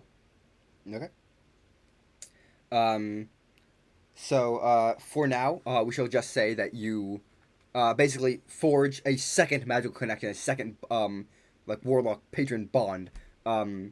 effectively, as you agree to do its bidding, but also double cross it in some way that hopefully will make itself become evident. Um, so you with all of this in your mind, you attempt to forge a connection. You feel again this sense of control again, and then you wake up, and as you do so, you feel that your eyes are different in some way, and that you can see things about yourself and about the world that are beyond what is first like apparent, and that the way that your magic sense works has now been changed, and with your kind of completion as you continue to master this new connection, you're able to use your weapons in a new and more elusive is the wrong word, unavoidable manner, shall we say. Nice. Okay. So, with that, I'm going to go to the bathroom. How are we feeling on time? Should we enter the downtime phase, or wait? Like, what's the vibe?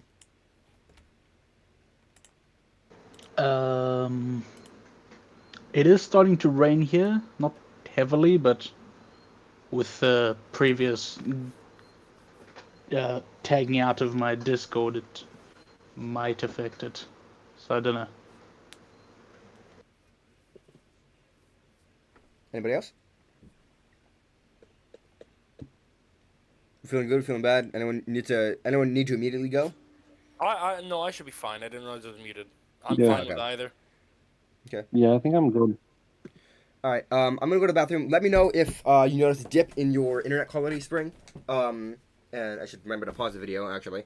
All right, back from the break. So I guess I would like to ask the three of you here, moving now into downtime. I guess I would like to ask what you guys all are going to be doing for your downtime, and more importantly, how long are you going to be spending on your downtime? Well, of course, Awake is going to be trying to basically get this shit under control and learn what the hell is going on with him.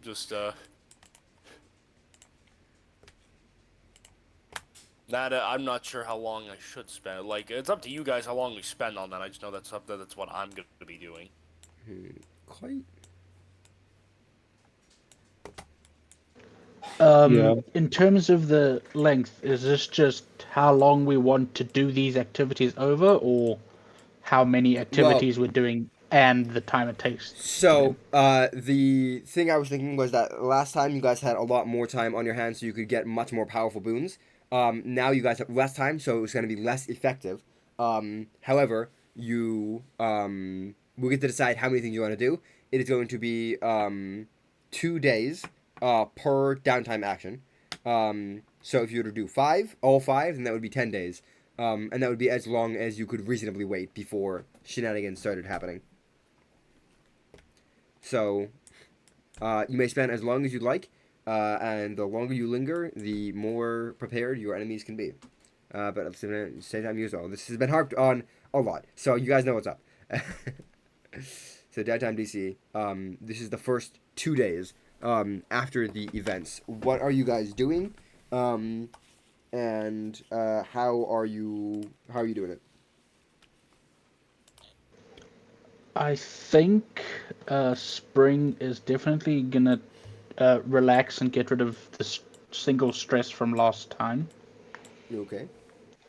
But that's probably going to be the last one that he does. Okay. To get rid of any extra that he might get now. Yes. Probably the first one is training to get a proper level up, since we just got the the bonuses from Yes. just being a level 3, not being a level 3 in our class, Yeah. I think. Yeah. So basically, in between sessions, you guys all got any HP bonuses, any combat mastery that goes up, anything goes up with that stuff. But all of your skills are intact, and all of your features have not changed. So that's the difference. So at this point, you can now apply anything that you get directly from your level up. I guess whatever your training is, incorporate your talent you're planning to take into your training.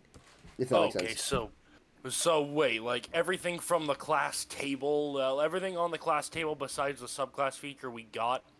Yeah. Okay, so that is a bonus HP, a skill point, a technique, a mana, and a cantrip. Although for you, Awake, your situation is weird because you are changing your class entirely. So I think for you, let me compare the Spellblade HP to the Barbarian HP before I make any decisions. Spellblade, class table. Because I'm thinking that you might actually lose a bit of HP to this disease. Oh, I know. I already reduced my HP max, and in turn, I'm down to 13 from 14 at level 2. Okay, yeah. So it's not that big of a hit right now. Cool. Yeah. Basically 8 And went now out of your maximum HP.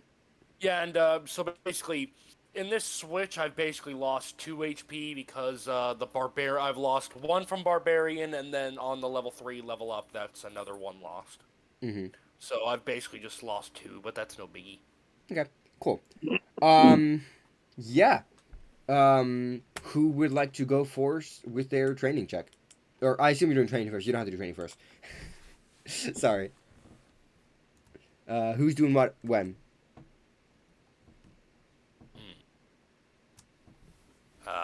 I'm fine letting the others go first if they want it. I could always.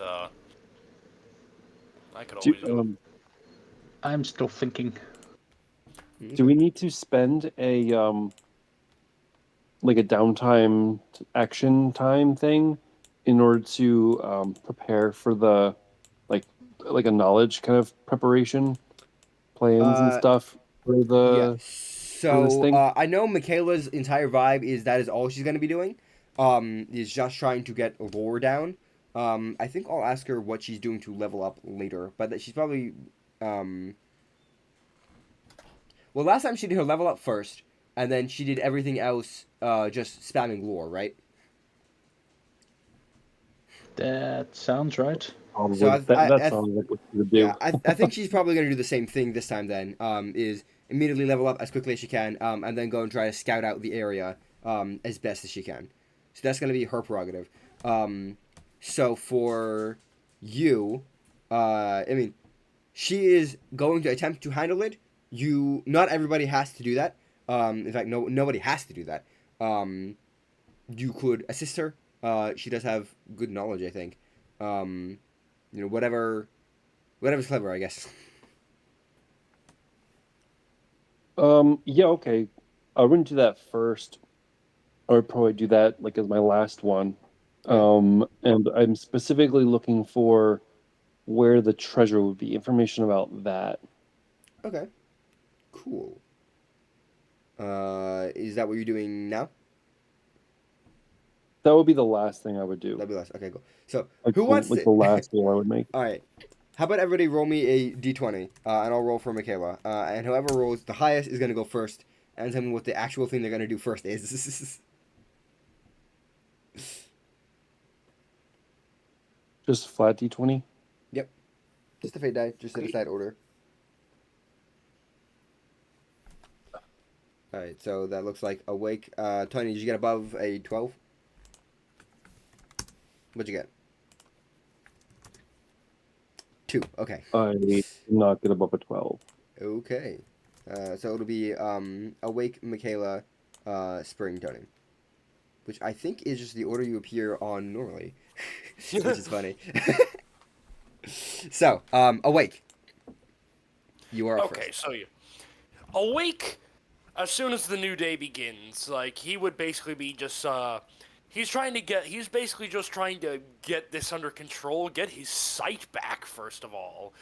And also he was basically told that that there is a power in him that he's trying to get under control, and I think the first thing he'd be trying to do is he would put his sword back and just away from him, and just he'd be trying to figure out how the hell to do that recall thing that that he did by accident. Just how the hell does that work? Okay. Go ahead and make me your attack check. Okay, spell check incoming. Okay. Spell check. Hell yeah. That's exactly better. What's 4? Wait, first at his advantage because of Octavius. Indeed. Okay. Oh. You are. I think I said that your climb mastery went up. So in this case, this would be plus Oh, 5. Yeah, So you'd that's a be level 15. 3. Right, So 15. I'm not used to. I'm Okay. not used to that. Ah, yes, the plus 5. The powerful. What a powerful change. Okay. So let me go ahead and remember the rules that I made for my downtime system that I don't remember. Okay. Where? There we go. Okay. So this is a success by 10. For your thing. So as you are doing your training, trying to get control over the magic and get the thing to come back to you and bind to your sword,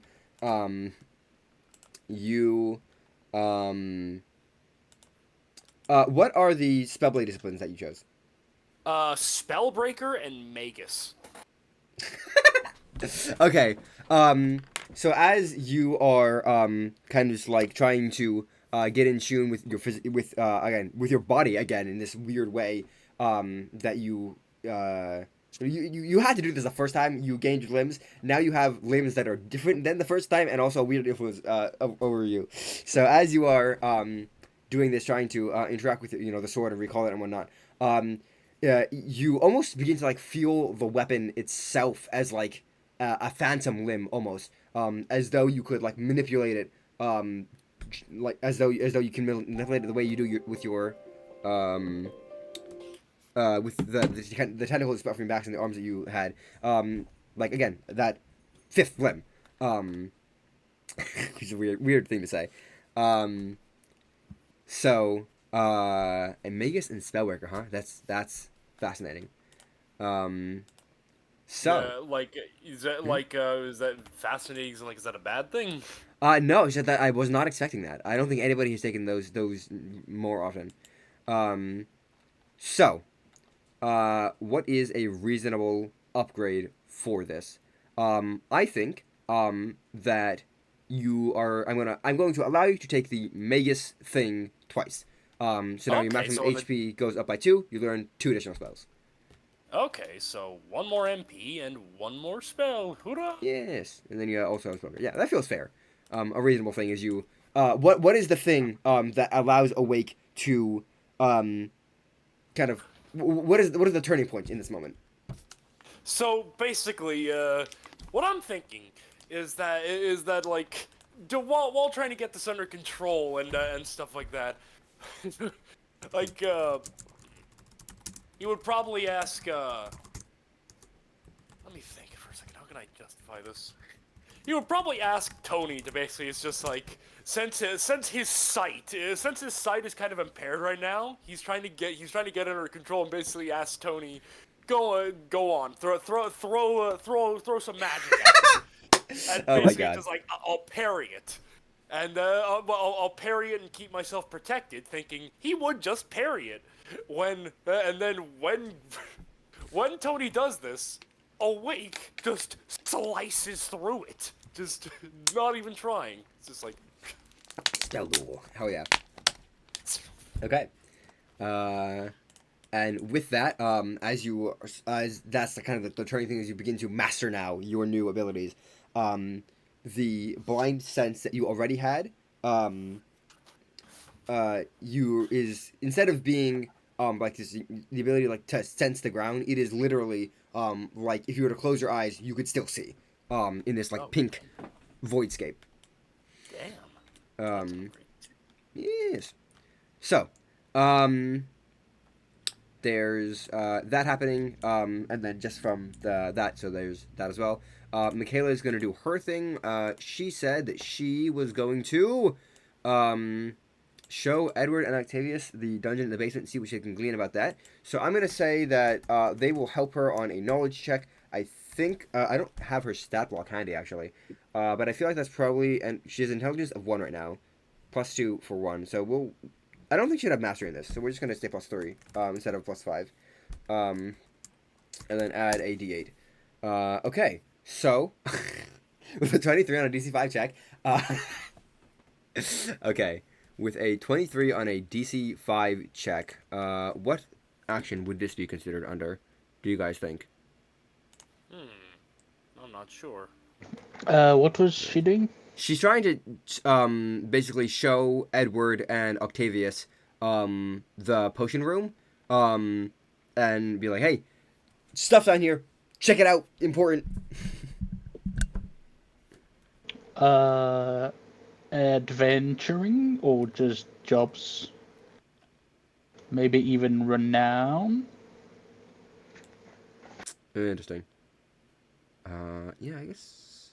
Yeah, that feels fair. Since she's not learning something new, it doesn't feel like law. Mm-hmm. And she's not trying to bond with them and get better deals, so it's not relationships. Yeah. Okay. I That mean, feels fair. those could be the result of it, but Mhm. I agree. Yeah. Okay. With Spring. Cool.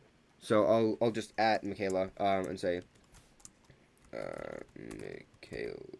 No, her name is what's Samarand. He's Samarand in this here. Cool. Spring, you're next. Okay, so first activity is training, just to properly level up to 3. Okay. Probably Go ahead a and make thy spell attack check. check. Yes.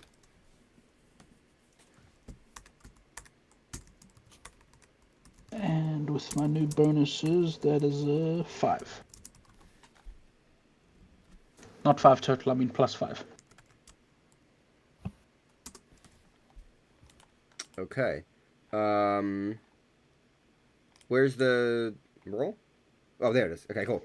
22 total. Woo! Okay, so the 22 total, that is a success by 10, which is the requirement. There's nothing more for succeeding by more than 10. So, with a success by 10, what is Spring doing in this moment? How is she training?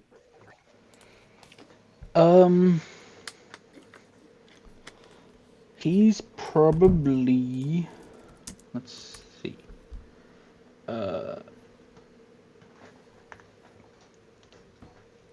Since he did so much running in the fight and just before that, he's probably taking it a little easier this training session than compared to the last one, and reminiscing about his family as he thinks and realizes that this could be the actual end, since he almost died last time, and he's unconsciously just imitating his brother as he just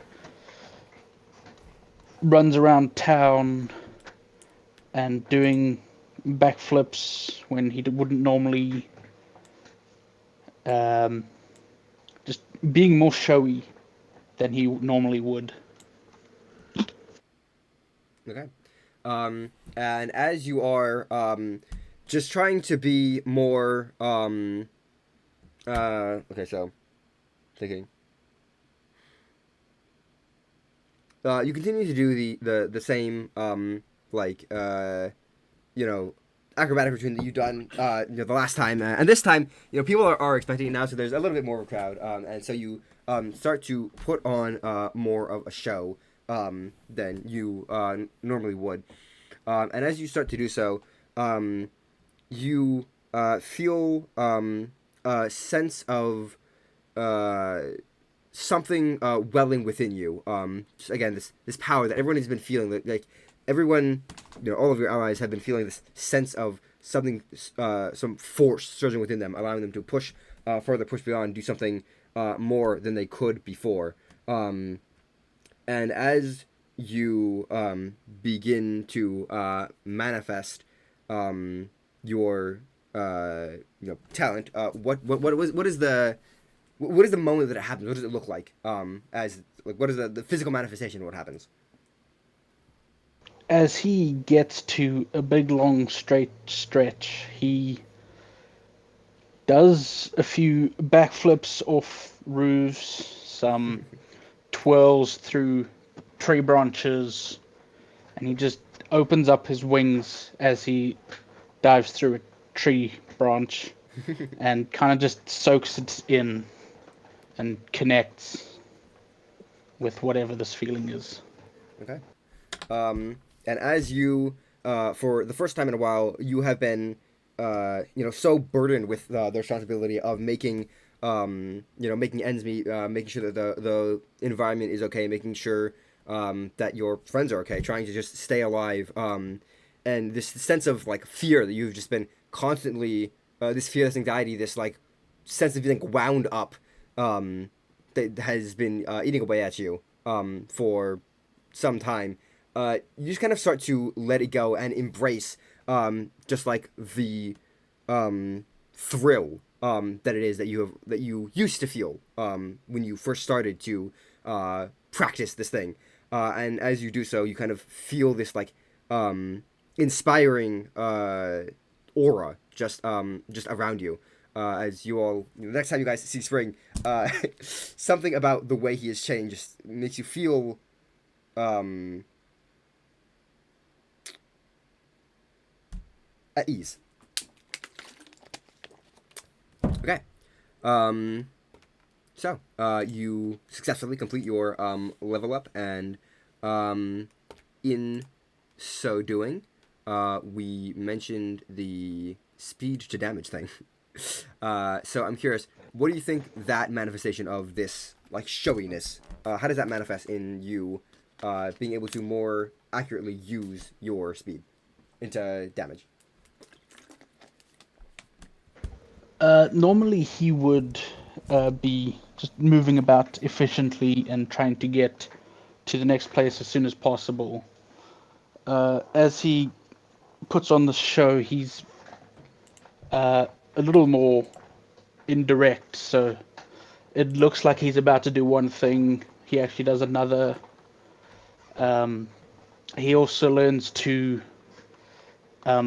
push off harder for jumps and just to get some extra height for his tricks that he used to do. So tell the person bless you.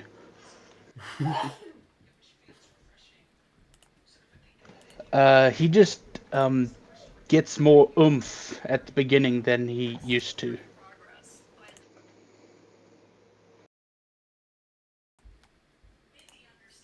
Okay.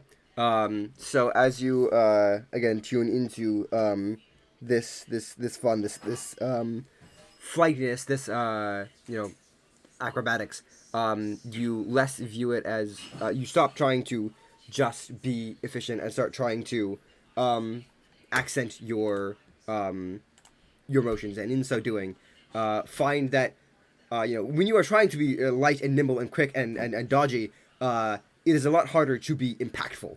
And so you learn to lean into just the weight of your body, and literally use yourself as a projectile, as you have been so focused on throwing things. You have discovered a newfound ability to actually like throw yourself. So Tony, Mm-hmm. how do you what do you do for your first downtime action? I want to do training stuff. Okay. And Tony would be doing training, probably would be practicing whatever new things he learned Okay. from since the last battle, reconnecting with his patron and his new patron. And any training that would be like physical training he would do at night and well away from the prying eyes Okay. of everyone else. All right. Make me your attack slash spell check. As you attempt to uh, further your connection to your new patron. Eight. And it's +5 now, right? Indeed. Yep.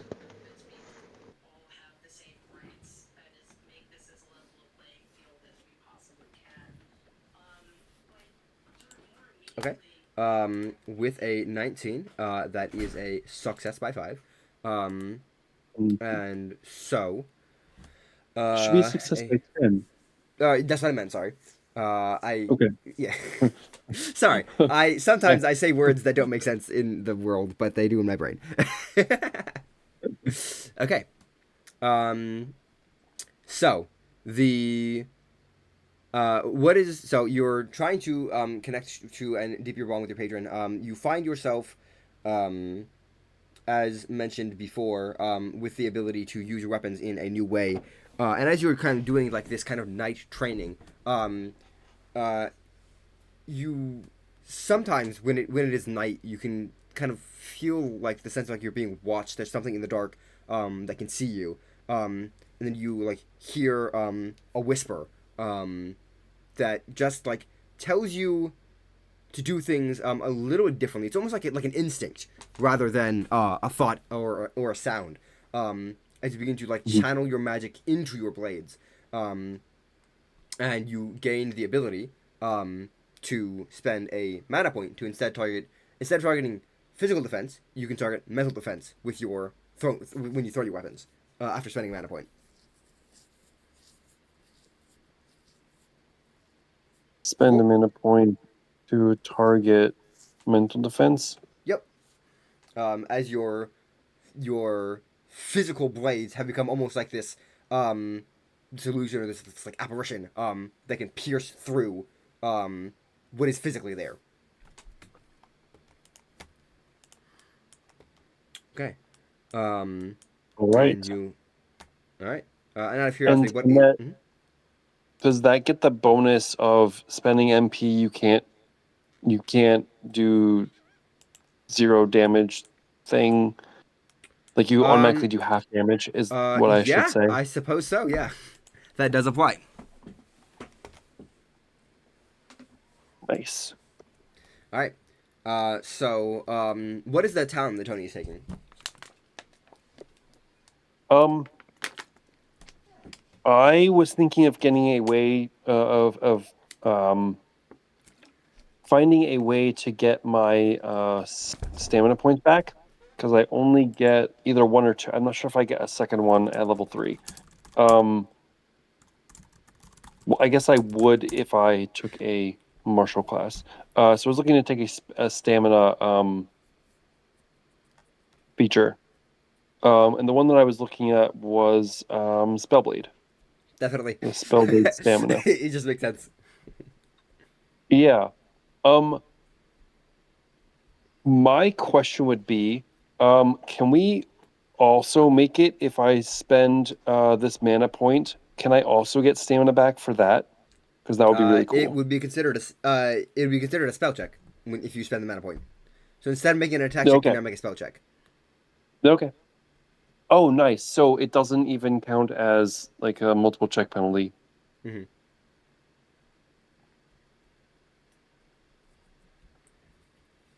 Okay. Um.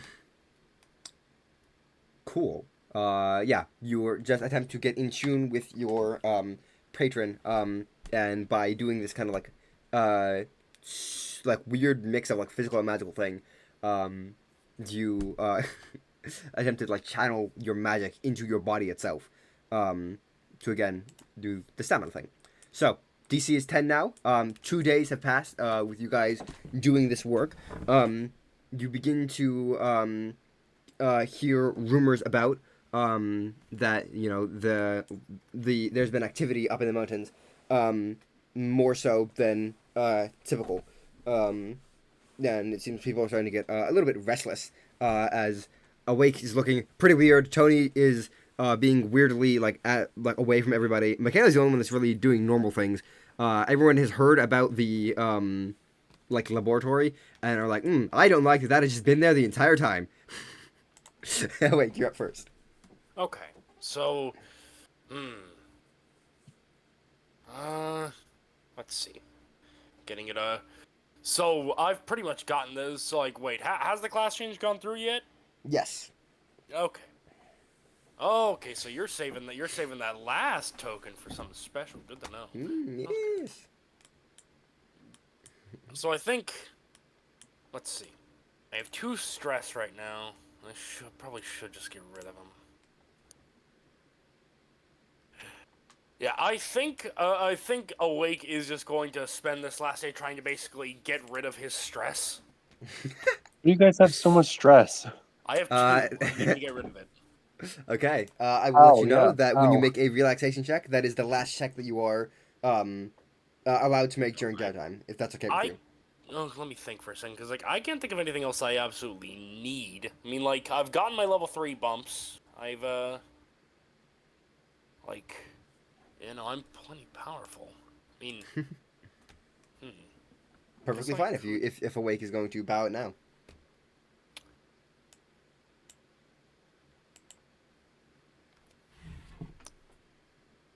Yeah, I think Awake is mostly just going to try to basically get rid of his stress. Okay. Awake So just attempts to stop. Awake has also been very wound up for a very long time.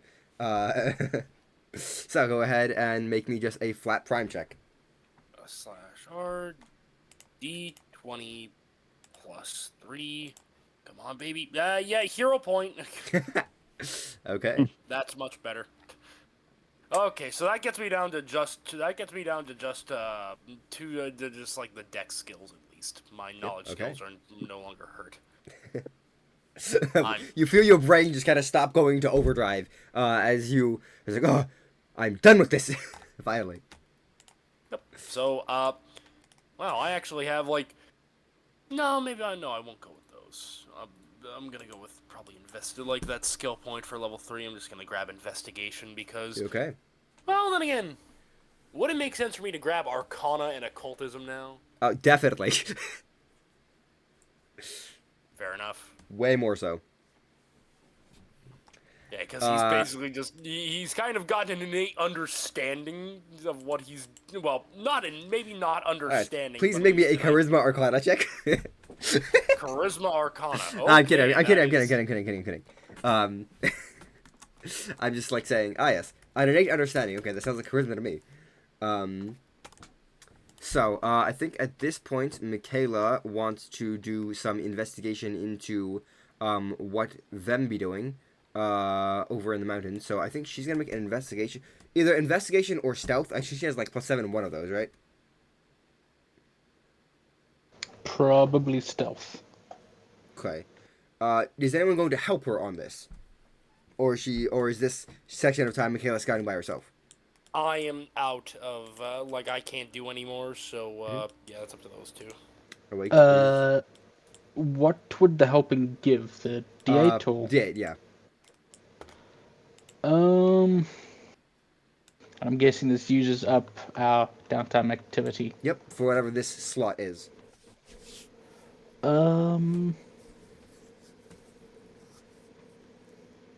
Yes. Spring will let a few more days pass for his letters, so he'll go scouting with her. Okay. And Tonē, are you helping either as well as or no? I helped the last time. Okay. Okay. She would, I think, hero point that. Okay, much better. Sure. Just add a second one into that one. And I'll take a screenshot of that. I don't think any of you guys let nat ones happen. Not in this party. Not unless we're out of things or can't Yeah. reroll.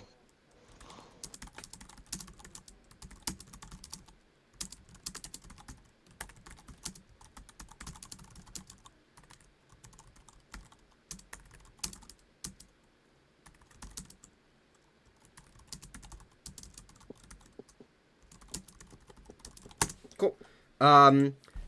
So a 24 is a success by 10. Let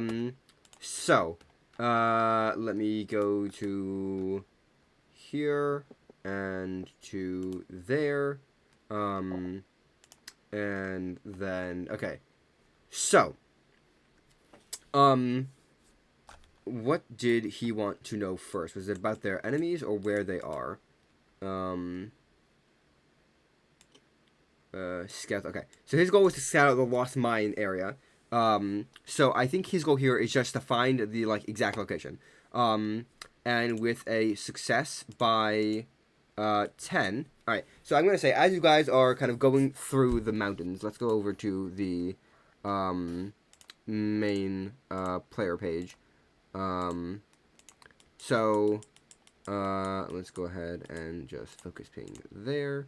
Um, so as you guys are kind of just scouting through the mountain, trying to find tracks and stuff, showing you're a hunter, so you're very easily able to assist Mikaela with this.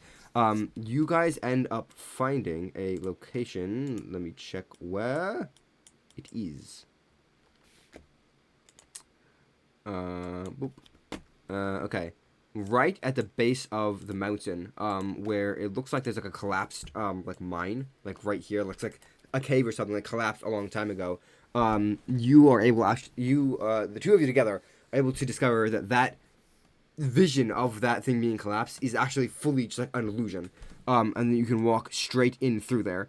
And as you're like, well, that's an illusion. What else around here might be illusion? You find like a number of different entrances that you could go through here. There's one that is at the foot of the mountain and just like goes straight forward into it. There's another one that looks kind of like an abandoned mining site, where there's like a well that goes down. That is kind of further ahead, but there's you get a sense that going through there might lead you to the center of the place, which could be more dangerous. And then as well that there is like a river or something that goes through the mountain like this way. That if you're able to get on like the backside of that of the river, there's something. The river in some way penetrates into the mountain through an illusory wall. Which might make you more unnoticed. So to recap, we have front mine, central well, secret river, secret tunnel. Cool. So you're able to find a variety of ways into this place that you might be able to use to your advantage. Tonē, what are you doing? While we're doing that, did I perhaps notice how many people have been using those illusion hidden paths and Hell stuff? yeah, you are a hunter. Okay. Expert tracker, yes. Let me check my notes. How many people do you see? A lot, definitely. Do you know anything besides their number and size? How long ago they used it? All right. 1, 2, 3, 4, 5, 6, 7, 8, 9. Okay. That's 10, 11, 12. Okay. So you get the sense that there are a variety of people that come in and out of here frequently. There's a couple of different tracks that have all kind of like overlaid over each other, so it's hard to tell exactly who and how many, but and how recent, because it's like seeing through the illusion into what is actually there. This is a very well trodden path. Okay, actually, wait. That wasn't actually as long ago as I thought it was. So the oldest tracks here are perhaps centuries old, but the ones that have been laid that are not centuries old are maybe a week or two at best. And you kind of get the story that at first it was just one person, and then there were two, and then there may be like a handful. And the last couple of days there have been like a dozen going in and out. And you notice that some of them do not have human footprints. Like they're not boots; they're like more like trails. And that some of them have big, massive, heavy prints that are like the size of your entire like torso. So it sounds like some humanoids, some oozes or something, and big beasts of some kind. Something like that, yeah. Okay. All right, Tonē. I'm not really sure. Well, okay, actually, let me ask this. I know Awake is done because he did his rest thing. Mm-hmm. Do we want to just do 2 actions, or do we want to do a third one? Spring. I've planned out all 5. It's up to you how far we go. You plan to do one for to get rid of your stress, right? So you're Yes. gonna do at least one more. Well, I don't actually have to do the stress because it's on a skill that I don't use often.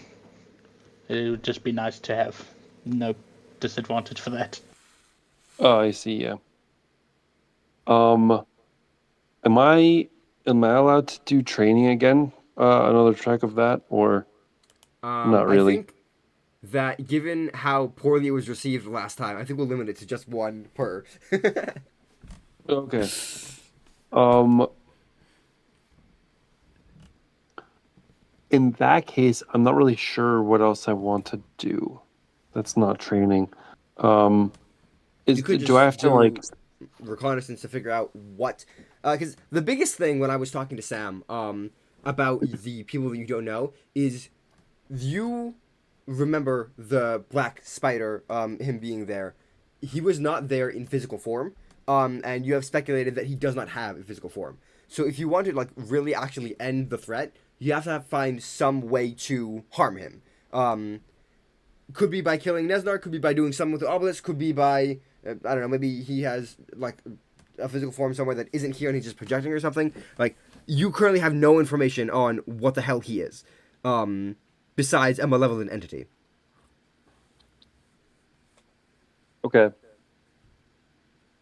So we should research that. What about do I still, based on the interaction with my new patron before, do I still need to heal my the dragon patron, and would that require downtime investment? Um, I think that you know that the condition will not worsen.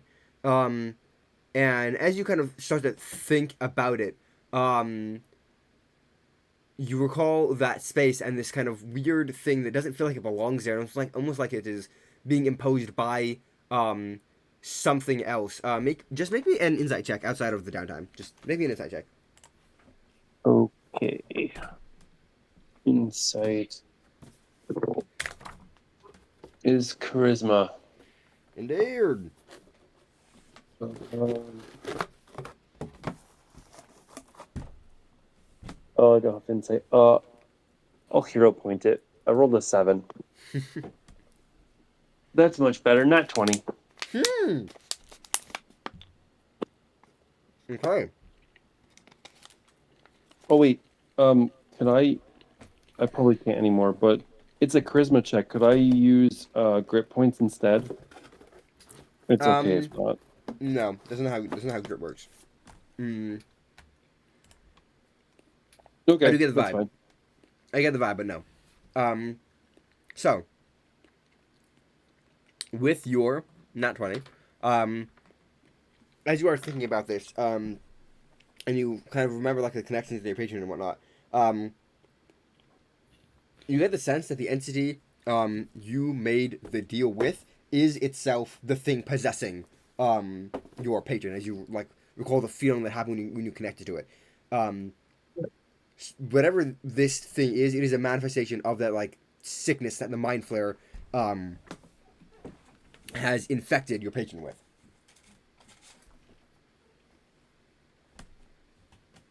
Gotcha. So if I were to use the transmutation potions, it would adversely affect the other patron. Yes. Gotcha. Okay. So I don't want to do that anymore. Okay. Just gonna leave your patron to being in this weird state between lives.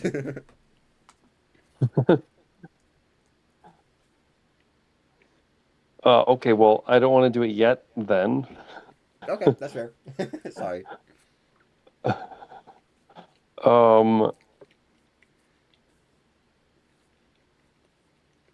See. I mean, in reality, I feel like Tony sees him more as a as like someone to take advantage of rather than someone that he actually like cares about.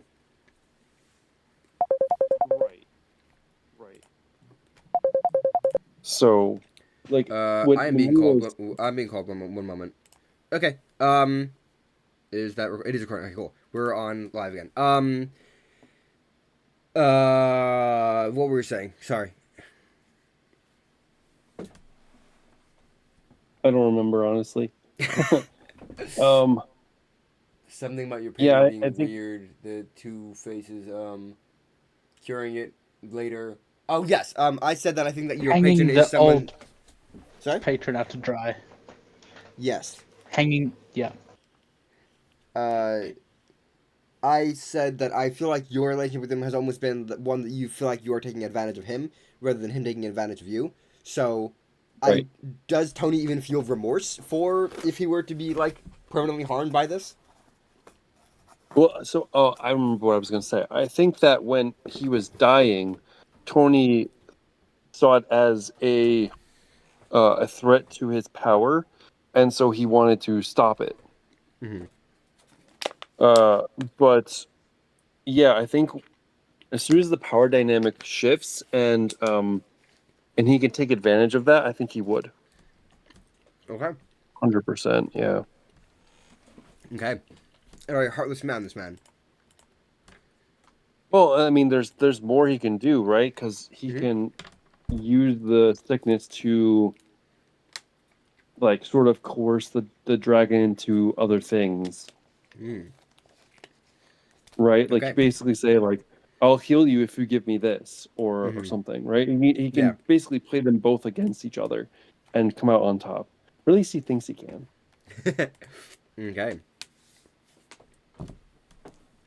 Fascinating. So, what does Tony do in this moment? Do you do research or lore, or are you going to do scouting? What is Tony's what's on Tony's mind for preparing for the battle? What was the thing you just said we needed to do? Like right Uh, before. Figure out how to kill the guy. Yes, yes, that's what I want to do. Okay. Um. So, mm, make me an occultism check. Okay. Good luck. Could I use arcane instead or not? Or arcana? Explicitly no. Okay. This is not That's something fair. magical. Which is in and of itself I information. don't want to hero point this, and I don't think I'm gonna pass it. So no, I mean, there's no way I'm gonna pass it. I'm gonna change that. Okay. Let's see what a failure on lore is considered. Okay. So as you attempt to hit the books, you spend your next 2 days in the library trying to read up on the Black Spider. What kinds of books are you trying to check out? Occultism books. Okay. So you look into books on like ghosts and specters and phantoms and anything else that is like weird things that can appear in the darkness and not be physical and like apparitions. Like you're just looking up a bunch of books as you read through textbook after textbook of like paranormal investigation. And the And maybe I come across more like eldritch stuff, and I start like going down that rabbit hole and don't end up. I learn You learn learn more like about your patron than the thing you yeah, have to kill. learn more tidbits exactly. about my patron, but don't get anything useful about this enemy. Okay. So flavor then that the success on the insight comes through reading the wrong books, and you're like, hey, this is literally like elder possession. Oh my god, that's what's happening. I know how to explain this. What Yep. you do know, or you do learn, as you were researching possession, is that most things that can appear like to some people and not others have some kind of like connection or tether to them or to a place. Like basically in order for something that is not physical to appear and not be like a ghost or something that is just that is like bound to an area, in order for it to like travel, it has to have a tether, something that it is bound to and able to project from. I So that is So, see. like, Awake's stone or arrowhead, something like the that, yeah. old lab. Mm-hmm. Exactly. Something But- important to bond with and project to. Yeah. Gotcha. Ooh. Oh, Oh. one other question.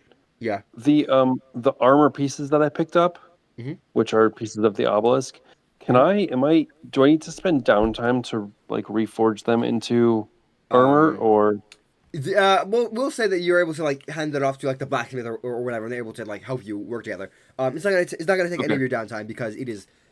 I'm giving that to you guys as loot. So whoever wants the armor can just take Okay. the armor. Yeah. But as you work on the on this armor thing, you realize that all that stuff like consecutive rings and text that you couldn't read and stuff. You can understand the writing that is on the armor. Nice. Can I read it? Make me a spell check. Like, is it like or spell check would be a +5. Sounds like the text is magically being translated for you, not you learnt a new thing. Exactly. Dirty 20. Dirty 20. Okay. On a dirty 20, the vibe you get from the specific thing that you're looking at, this like weird fusion of the obelisk and like the mindfuck loop, it seems like it didn't just take parts of the obelisk and put it onto itself. It was actually doing something intelligent to create and change the way the spell worked. And basically, it's the thing is spell. It's spell text. But it basically says something to the effect of out of my desperation. Out of my desperation. Give me form with which to give me a form with which to like to cling to or something. Like the wording doesn't make it's not like clear in the way that you could like read English and understand it. It's like you're getting the vibes of like something that is like a desperate act of like trying to stitch something together, and that it's trying to repurpose transmutation to like put its to, like transmute itself into something that is more like it's supposed to be. Gotcha. Yeah, it's a weird, almost like it mutated the mutation the mutation spell itself, and it's coming out all like jumbled in your head. But yeah, cool. And with that, the 4th day passes. Downtime DC is 15. I don't believe you guys are taking any more downtime actions, right? I'm not anyway. Okay. So I'm gonna. Well, I spent 1 to help Mikaela, so That's correct. add that to the end. That would be my last one. Ah, okay. So to add to the, So then I thought I helped. we made. no, I helped him the first time. You helped him the second time, or her. Sorry. Well, okay.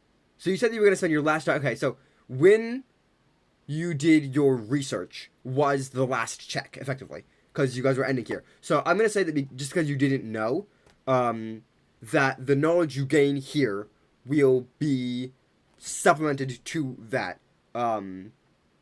So it's all kind of like trying to learn about the enemy, right? So her last check that she made was to try to find their location.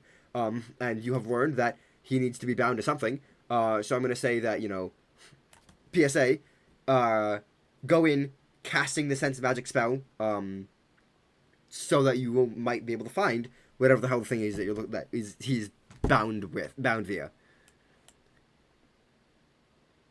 Cool. Gotcha. Okay. Okay. And then, Alright. since downtime is finished, I want to go at least ask about my magnet gauntlets getting upgraded. Yeah, cool. Since I now have 69 gold. Nice. What upgrade were you trying to get for your magic gauntlets? Yep, trying to scroll up to that. I think it was something like the versatile property for my weapons when I hold them with the gauntlets.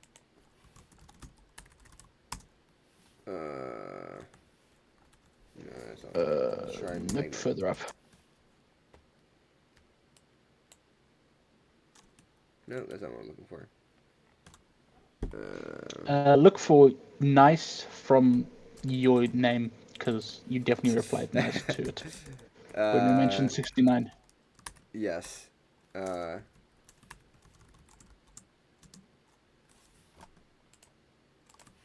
Haha, yes. Found it.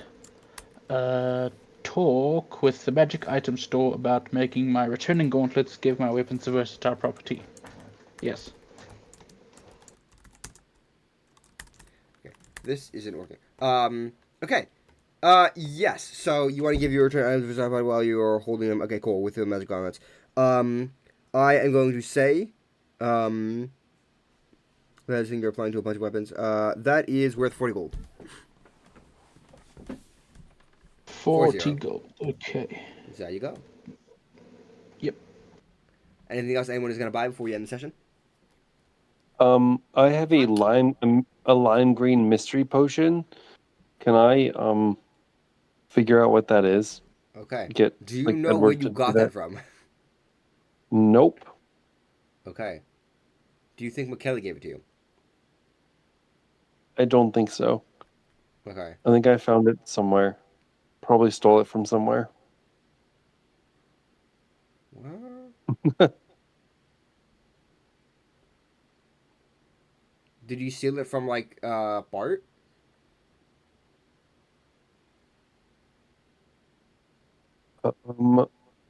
So my guess would be the Wolf Mansion is probably where I found it, but I'm not sure.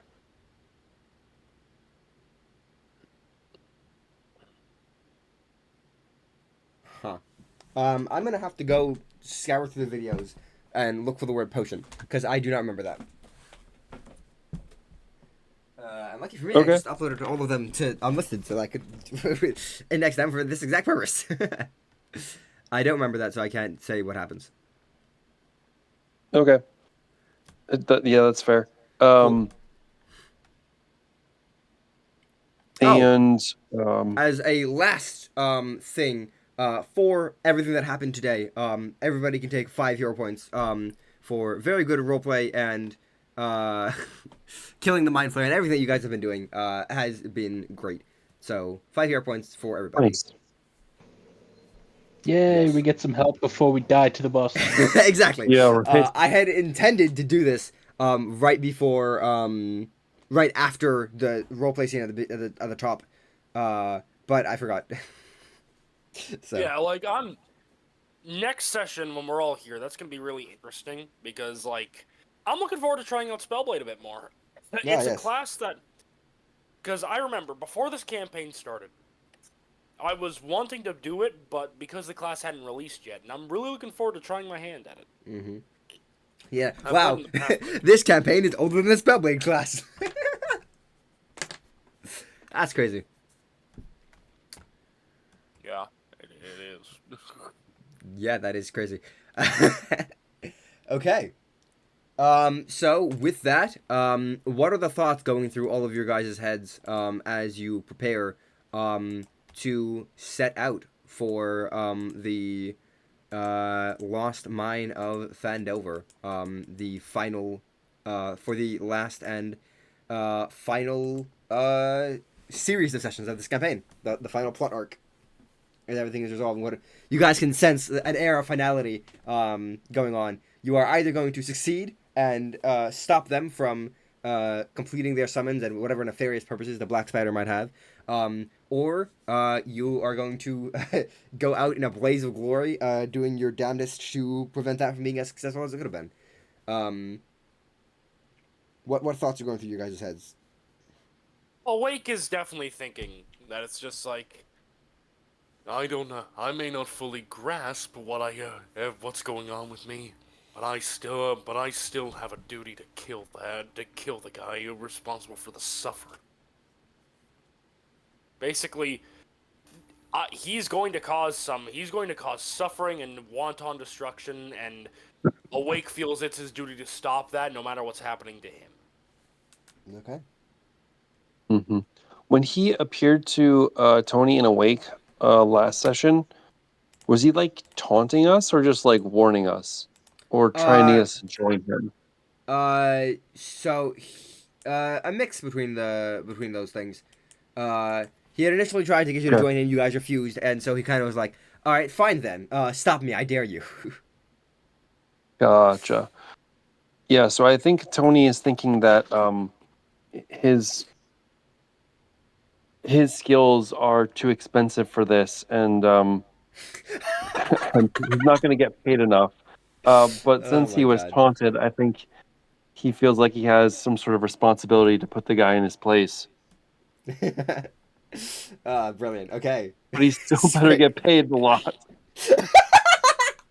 Spring, what is going through your character's mind? He's just really hoping Gundren comes through with his word about paying his life insurance. Oh my god. Brilliant. Okay. Hell yeah. And I guess before you, the very last thing, no one has any purchases left to make. As you guys begin to set out, at the dawn of the 5th day, as you begin to head for the lost mine. I think don't think I can't really think of anything. No. I'd like to purchase some stuff, hold up, but can Mhm. we I think we're like wrapping up, so I Yep. can do it in between sessions, if Cool. that's okay. Yep, that's fine. All right. Okay. In that case, let's go ahead and sign off. Oh, that's a purchase I will do real quick. It's just I'm gonna buy like 2 first aid kits. How much does it cost? Clever. Of course, we could not have an episode where the dogs are silent the entire time. Right at the end. All right. Awake. Sign off. As I'm glad.